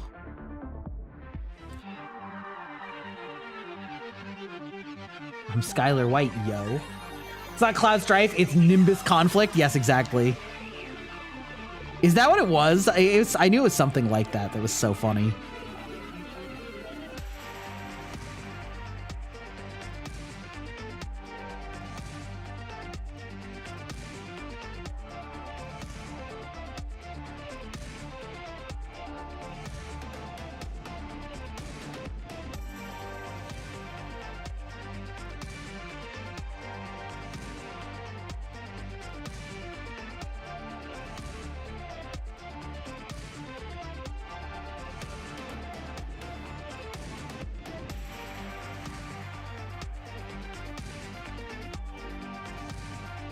You haven't watched it in a bit. You've been out of town for PAX Unplugged? Okay, valid. Valid, so you probably haven't gotten any farther. Okay. Let's see. Oh, this dude has some, like, studded belt. Ugh. Okay. Okay, let's get some purple for Cloud. Get his pants colored, you know? Actually, let me check and see. No, I got all the metal. Most of these models don't have it. Oh, nope. Succubussy doesn't have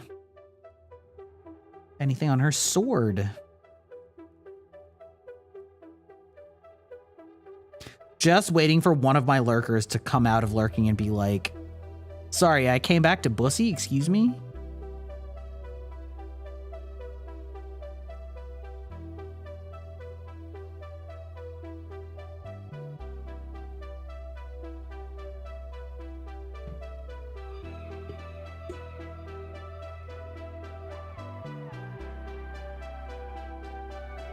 I heard Bussy and shot down the hallway at rocket speed. Half my chat, probably.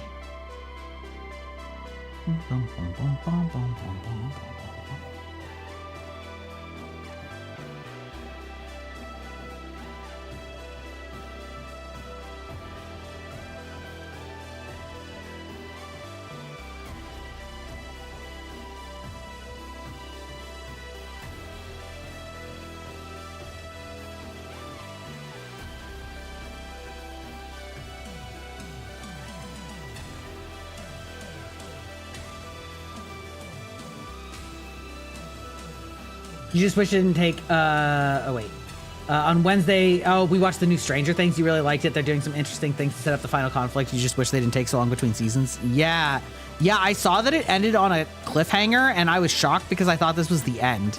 I didn't realize there was, like, another season already announced, which is crazy to me when you, like, have literally taken years between seasons, and then you're like, yeah, here's another season. Not the end, by the way. Another cliffhanger. Like, ugh. I actually think I'm gonna pass on it this time. Like, I was just kind of so-so about the last season. And, like, I don't know. Also, actually, I'm gonna pass on it because I just fucking canceled Netflix, finally. Actually. Oh, okay. So it's not so bad. Okay, that's fine then. That's valid. What was I gonna do? Oh yeah, I wanted that Grim Black. So I realized that I also missed her horns and some of her hair. Like the hair right here, right on her face. And these horns can get some black on them.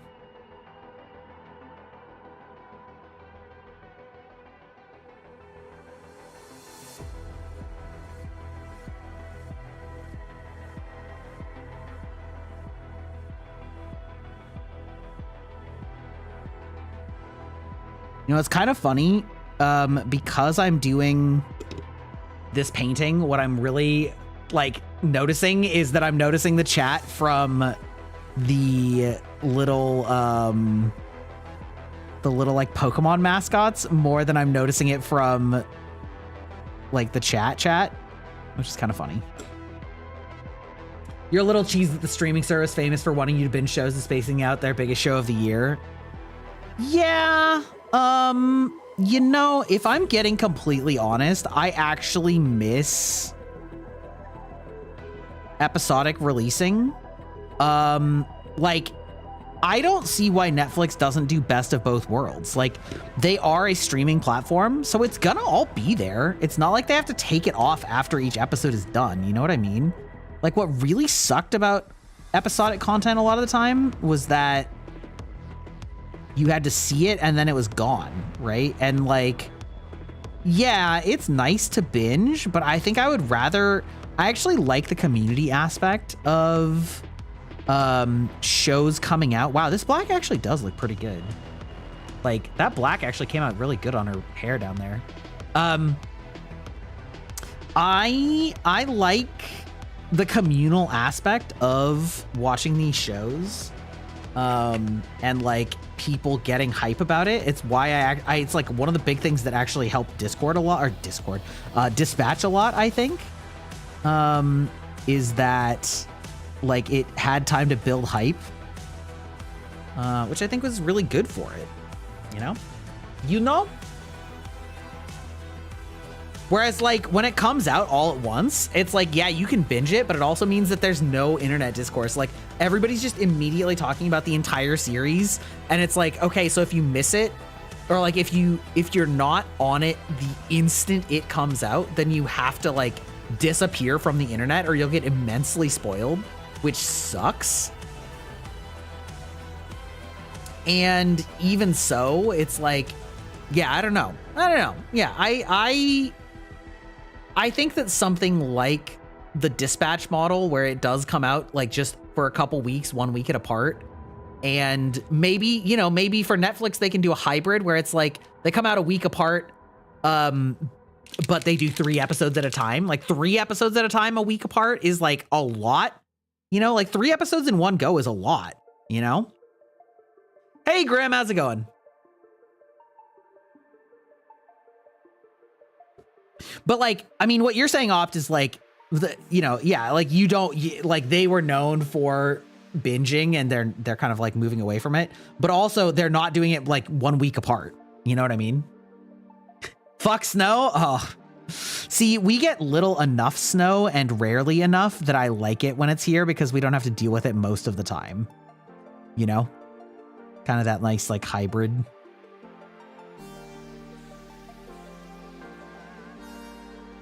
Oh, that purple is just going to be straight black in that shadow. That purple is already dark, so it's going to just be black. Oh, right. This is what I painted that like totem hunter with. Oh. Yeah. I remember now.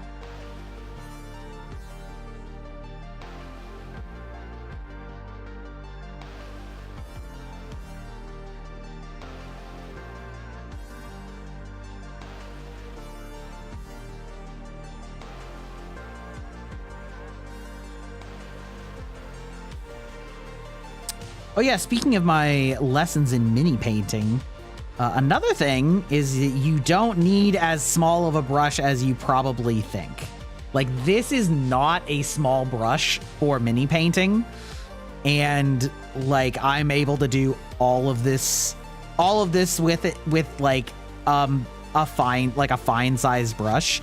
A lot of new mini painters jump in and get like the most microscopic brush that they can find because they think that that's what they need for details, and that actually just makes it worse.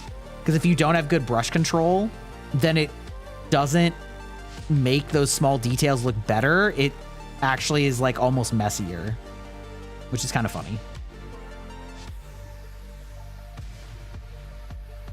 18 inches, Christ almighty. But you're Canadian, you've been preparing, fair enough. Yeah, I mean, it is different when you also like live in a place that gets it and preps for it. That is the downside where we live, is that we get it rarely enough that we just don't have the infrastructure for it. And so, yeah, like it's bad. It's bad when we get it. We cancel school when it's like 3 inches of snow. Because legitimately, there's a lot of steep hills around here, and we don't have very many snowplows. And so, like, there are actually wrecks with only a couple inches of snow. It's more the ice that's the problem than the snow, you know? The like...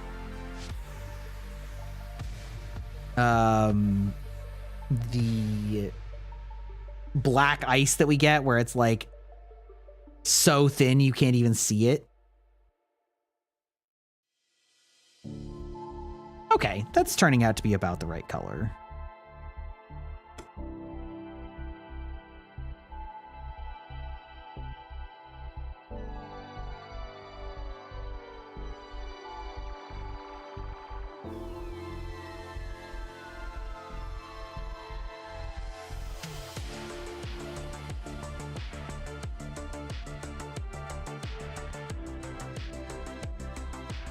Ooh.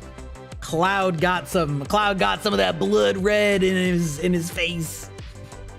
We canceled school because it was snowing so bad it was just a white wall. Yeah, I mean, yeah, that makes sense. You're originally from Chicago, but now that you're the Mid-Atlantic, you laugh when they cancel school with 1 inch of snow. Yeah. I guess at the end of the day, it's good to err on the side of caution. You know, it's like, yeah, is it that big of a deal? No. But, you know, I don't know. Might it cause problems? Yes. So as long as you, like, if you're a place that just doesn't get snow, then, you know, canceling for any snow at all is fine. Even if you laugh at it for being so overkill because you know what you're doing. It's kind of like driving in the rain. Like we drive in the rain so much here in the Pacific Northwest. And then like people come here from California and they just like do not know how to drive in the rain. Because the rain here is like so annoying. Like perfectly built to be annoying as shit, you know?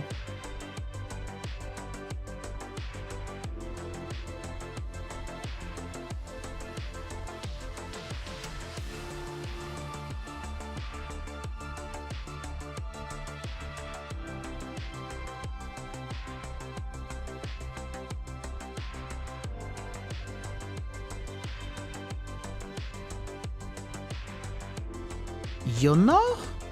Oh wait, also, I feel like wasn't there also like one red splash that I was looking at on one of these characters that I hadn't painted? Maybe it was just that one on Cloud. Could be. Okay, let's get some flesh tones on these fools. Ick.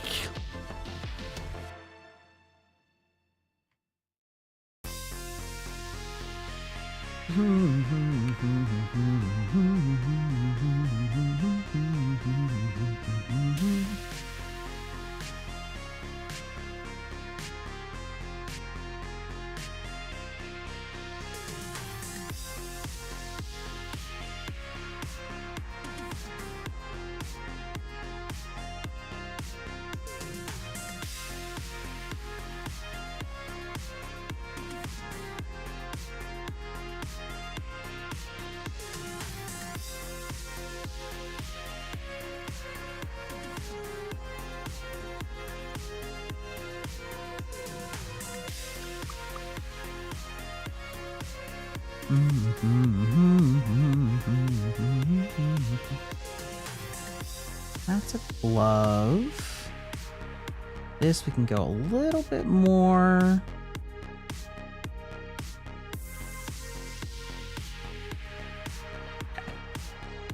Many of them, however, have very little skin showing at all. So this phase will actually be pretty quick.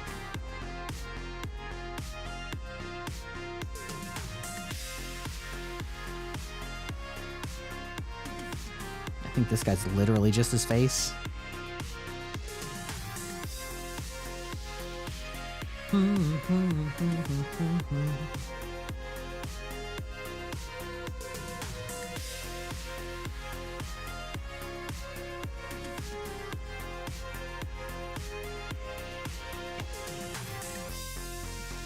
Okay. What do I want to do for your shield? Do I want to make it blue also, or do I want to do like...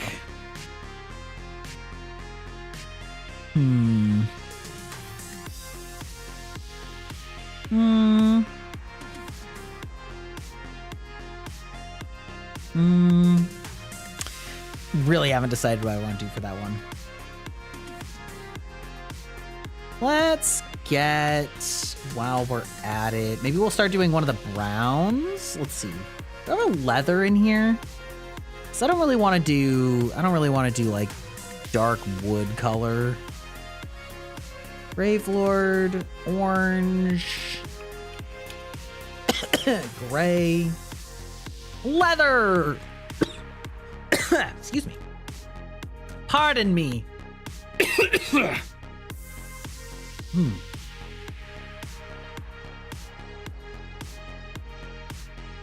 Okay, now I might actually move to a slightly thinner brush, because now I am actually doing quite small details with a lot of these. Ahem. Okay, are definitely not Tonberry. Has little weather shoes.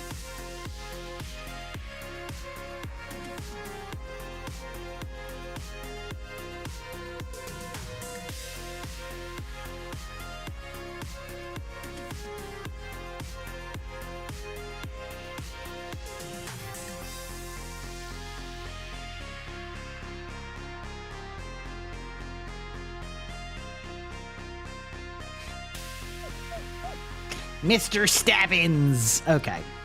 You have quite a few leather straps. Like right here.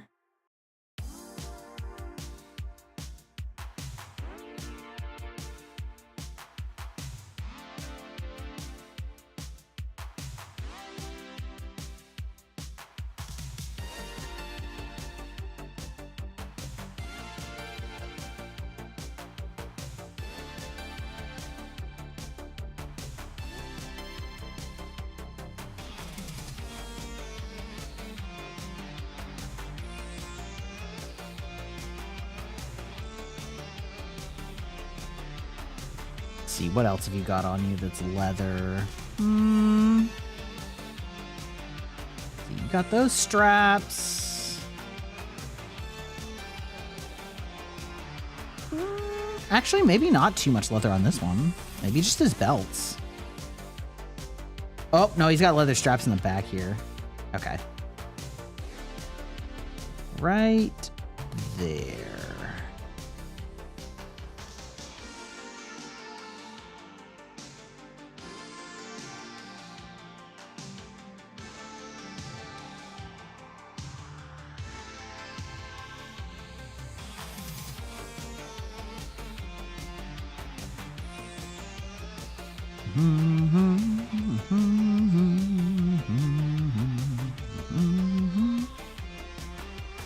Oh yeah, and he has a leather, like, oh, I don't know, I don't remember what you call that.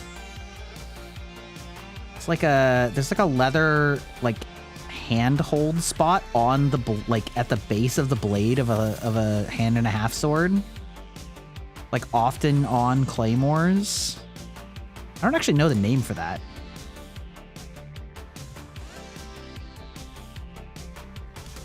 Oh, I remembered what was red on Cloud. It was his sword handle. The Buster Sword's handle is red. That's right. That's right. Okay. Hold on. We'll put another dab.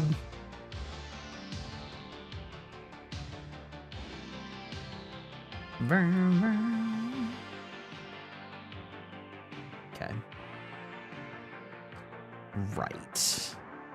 Oh, and this cloth. Oh, yeah. Okay. There were several things I wanted red on Cloud. That's right.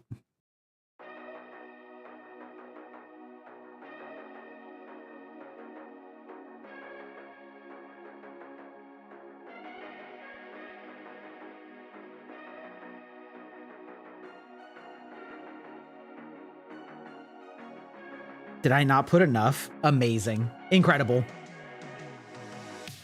Anybody got any fun plans for the weekend? I don't have too much planned. I have D&D tomorrow, but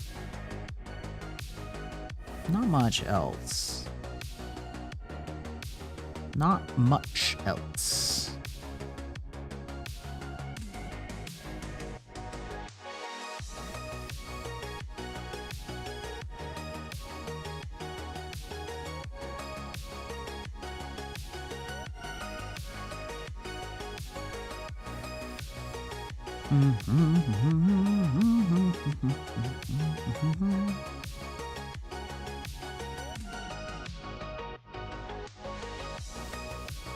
You also need to rake leaves? Ugh, disgusting. Disgusting. taking care of a yard.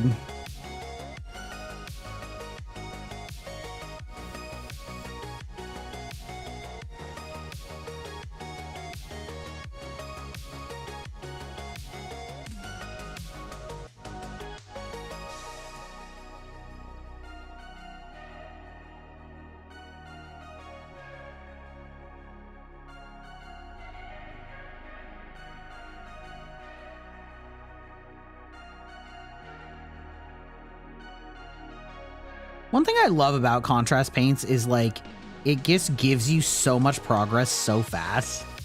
Like just the depth that it adds on like these leather shoes from just one pass of this brown over this like multi-layered coat looks so good.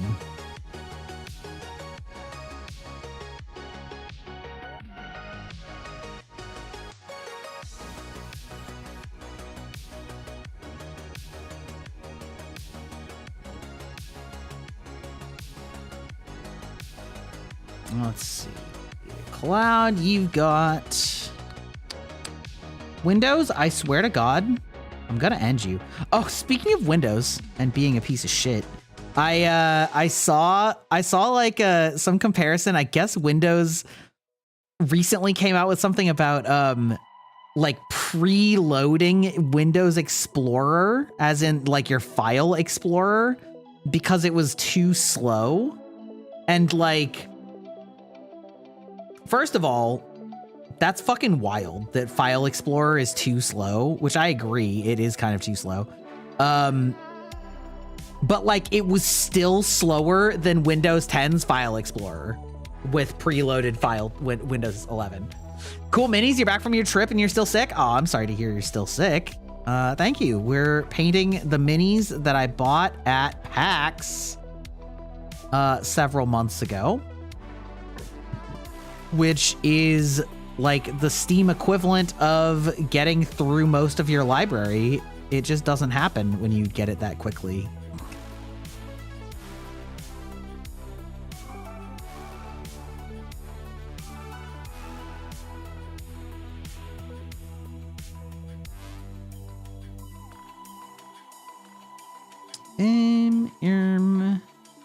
Go like that. Oh, also Fox, I was just gonna say, I think you were the other person who joined me for the watch along on Discord for Mighty 9. We're doing that again tonight after stream, if you want to join in for episode 4.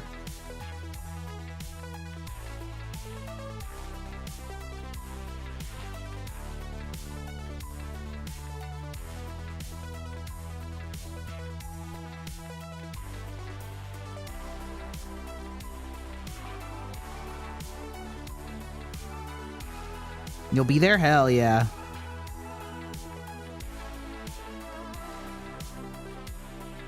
Also, to anybody who's interested in joining, the format that we do is I host it in a voice channel, but everybody's muted and we just talk via text so that there's not a bunch of competing voices talking over the show, which may help for those of you that have sensory processing difficulties, or in general, just want to enjoy the show. Okay, that skin tone actually did come out pretty good. That was you, that was you. This is you. Get some of these leathers in here.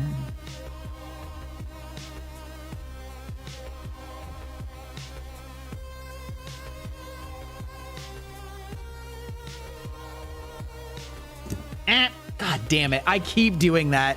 I keep hitting the mic. I'm sorry for that. I hope it's not like too loud.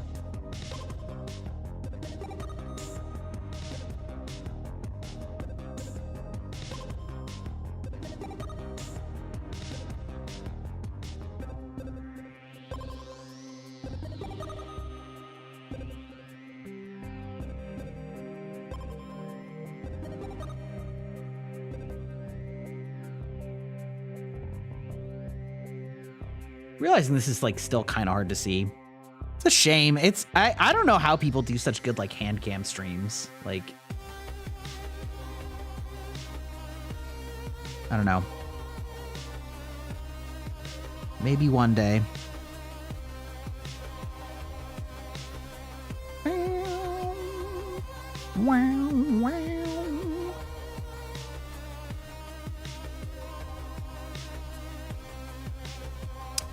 But it is not this day. Speaking of, my wife found a compilation of Lord of the Rings, but only the memes, and it was pretty funny. It was pretty funny just going back to back to back, meme scene after meme scene, and also simultaneously realizing just what a high percentage of Lord of the Rings is now memes. Like, it was very easy to follow along the plot.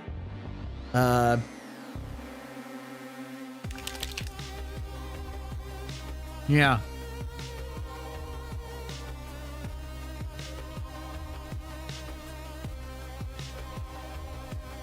Truly an iconic series.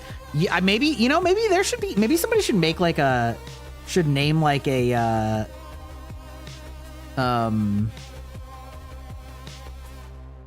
like some sort of like meme, like meme theorem, you know, one of those internet laws about like, you can like the quality of a piece of media is directly proportional to how many like what percentage of it is memes or something like that. Would be kind of funny.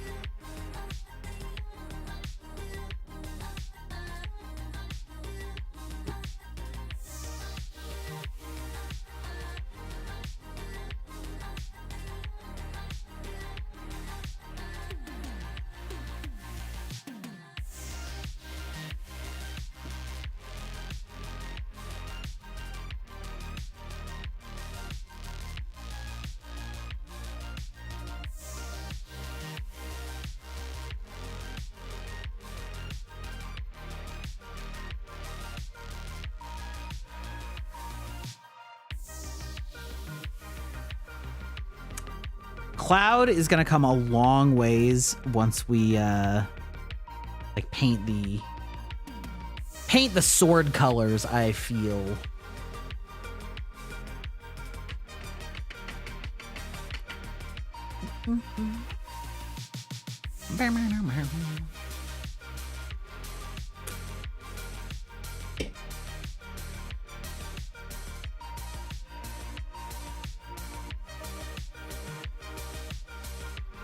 Let's see, what do we want to do next? I'm gonna say add our second metallic question mark.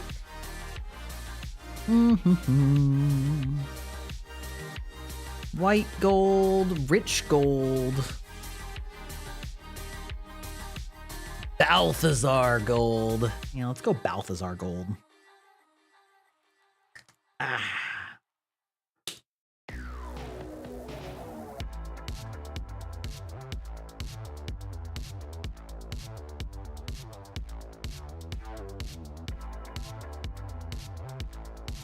What does that look like? That's maybe a little bit too dark gold for my liking. Change my mind. We're gonna go base Retributor armor.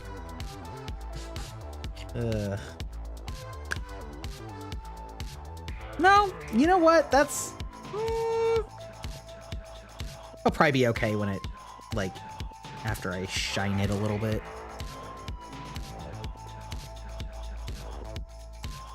Okay. Okay.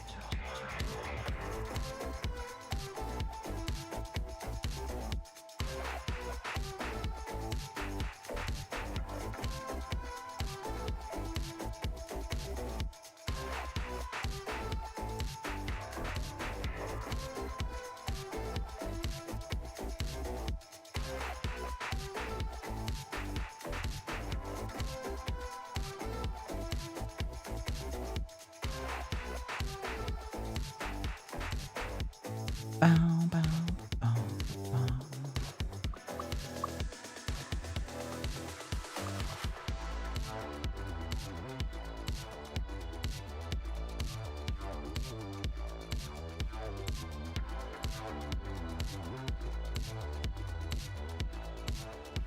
Okay, let's see. What else did I want to paint with this?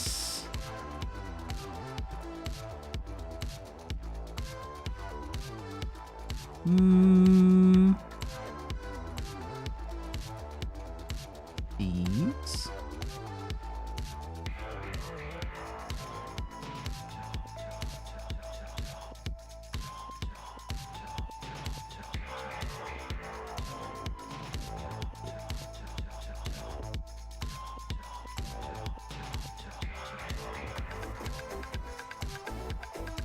Should I give him like a brass shield?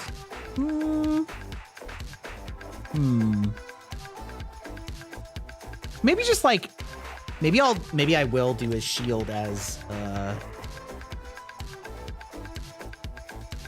the like steel color and then just like make it brass embellishment. That'll probably work best.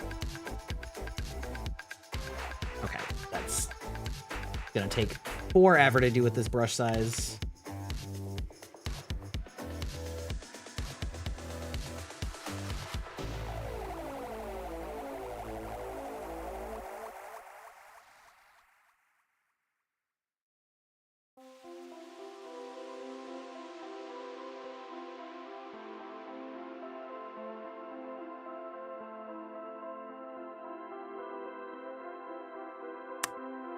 See, that's how you make mistakes, is by trying to go fast.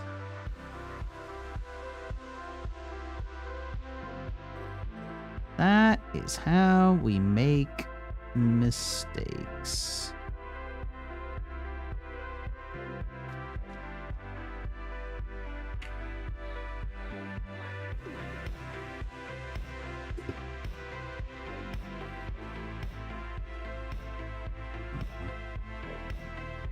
Fortunately,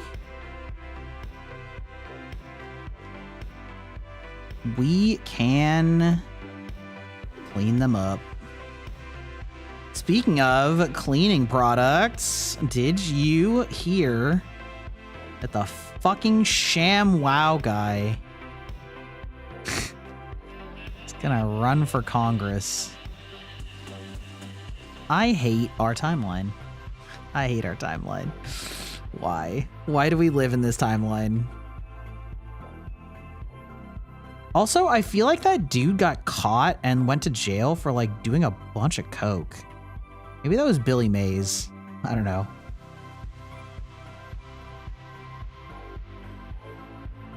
Okay, there we go. Fortunately, I'm gonna have to let this dry before continuing, but that's okay. Go back to our other color. Go back and forth a little bit.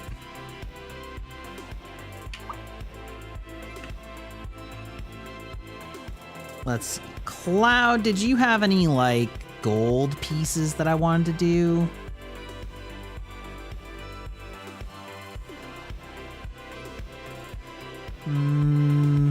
Not really. Not really.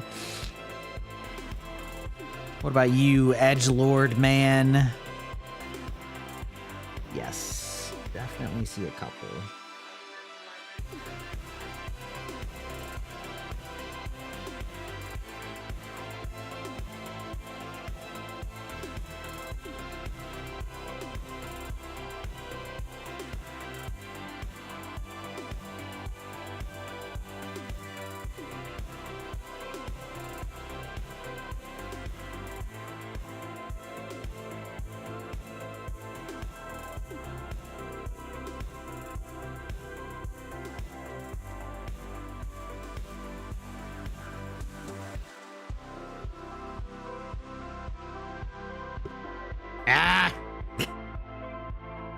Again!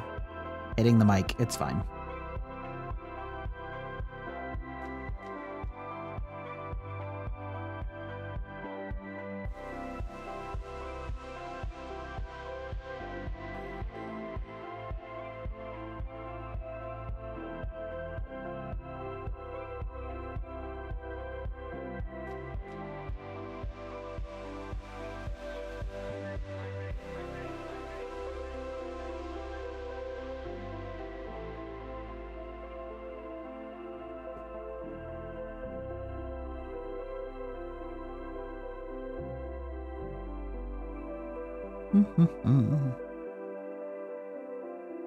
Just adding like a second metal to a lot of these things like really adds a lot of character.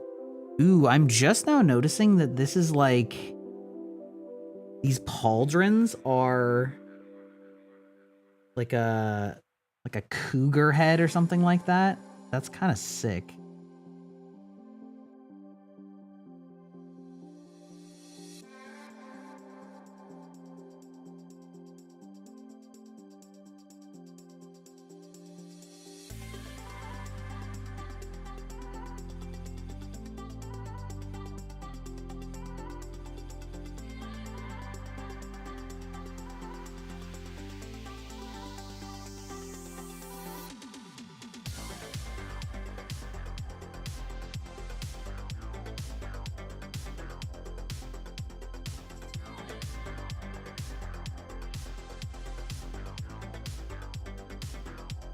Mayhaps it's a bat head, given how edgy this guy is, but...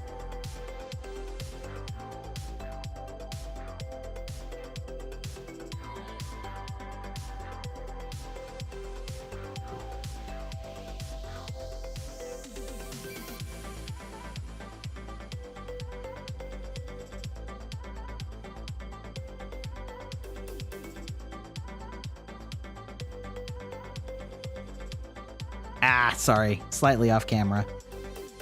Slightly off camera.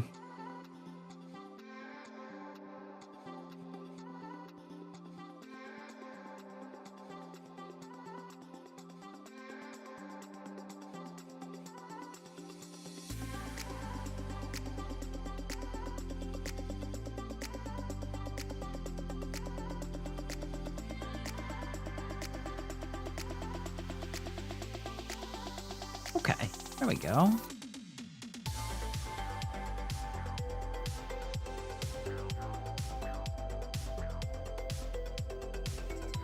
Okay, let's see. What else have we got? Let's see. Is this guy dry yet? It's dry enough. Although this one I might actually do in gold instead of copper, because like gold would look real nice on that. Well, nah, copper's what he's already got. That's fine. We'll just do this. Let's be very, very careful.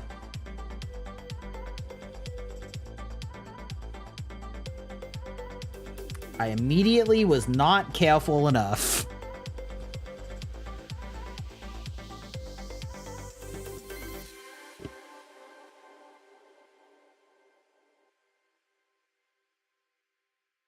Okay, need to be drier.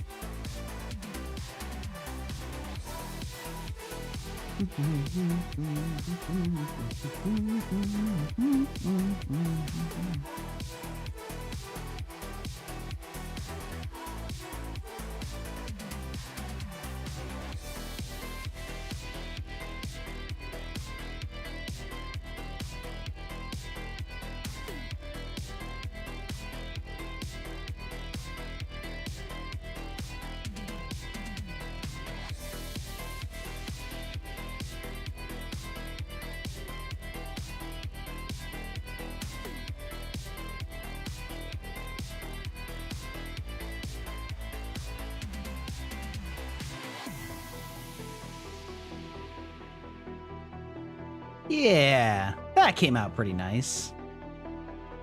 That came out pretty nice. Oh, oh. It's got them all on the back, too. You little bastard. Making me double dip.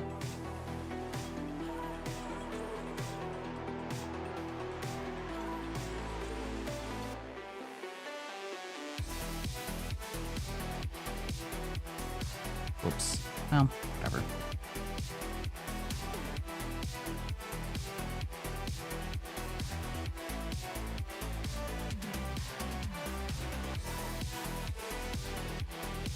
Okay. UFO? Okay, that's all looking pretty good. Let me take a look at this. Do I want to do something like that on his shoulder?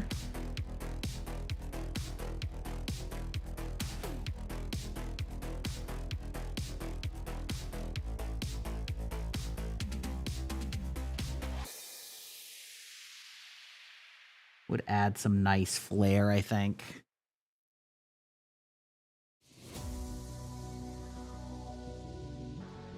Okay.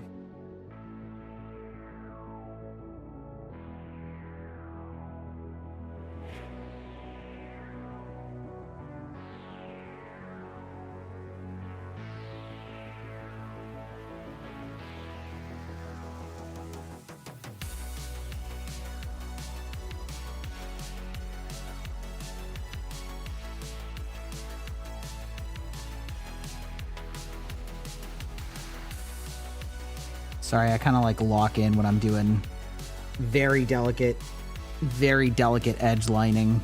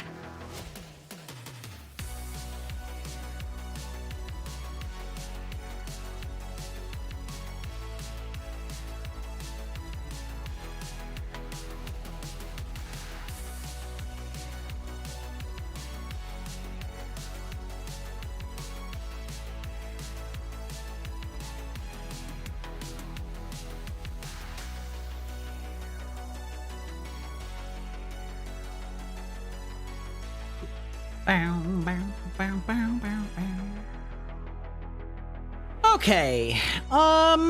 You know, it's 5:30. The watch along is in not too long. It's in an hour and a half. So, I think I might actually just call it here when, like, right before the ad break. Didn't really finish the models, but got a lot done. And I would like to take some time to eat and unwind and all of those fun things. Thank you all for joining me. I hope you guys had lovely or at least acceptable Thanksgivings. And I hope you guys have lovely evenings. And I hope you guys had fun with just kind of a chill mini painting stream. And I guess let me know if you would like more of this type of thing from me, because I have lots. I have lots of models I haven't finished. Ooh, hold. I have one more thing to do on this cape, which is the same thing I've been doing, but all of that definitely wants some lining.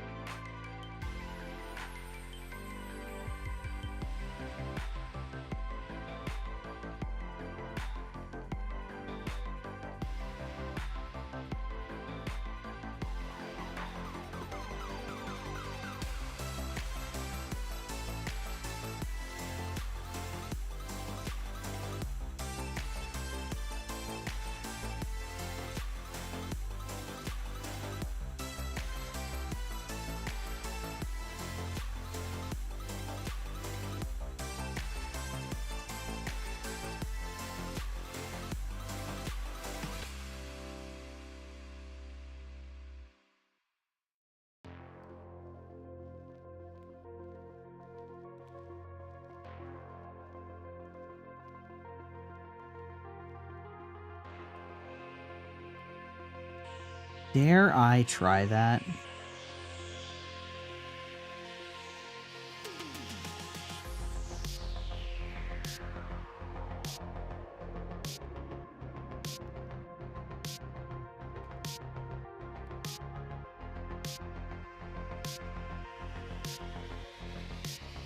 The answer is I do dare to try. Should I have? Probably not. That's okay. I can clean up the little spills here.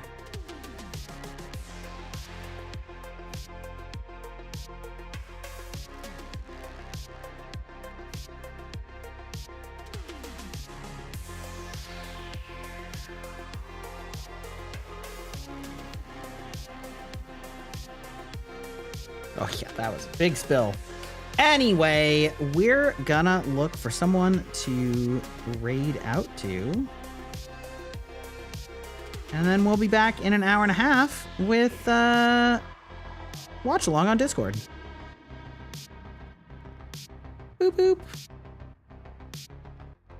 Okay. Brush cleaned, paint sealed, mouse miced, hand removed. Okay. Snooze. Okay. And we're gonna do a quick little look-see here on the twitch.tv.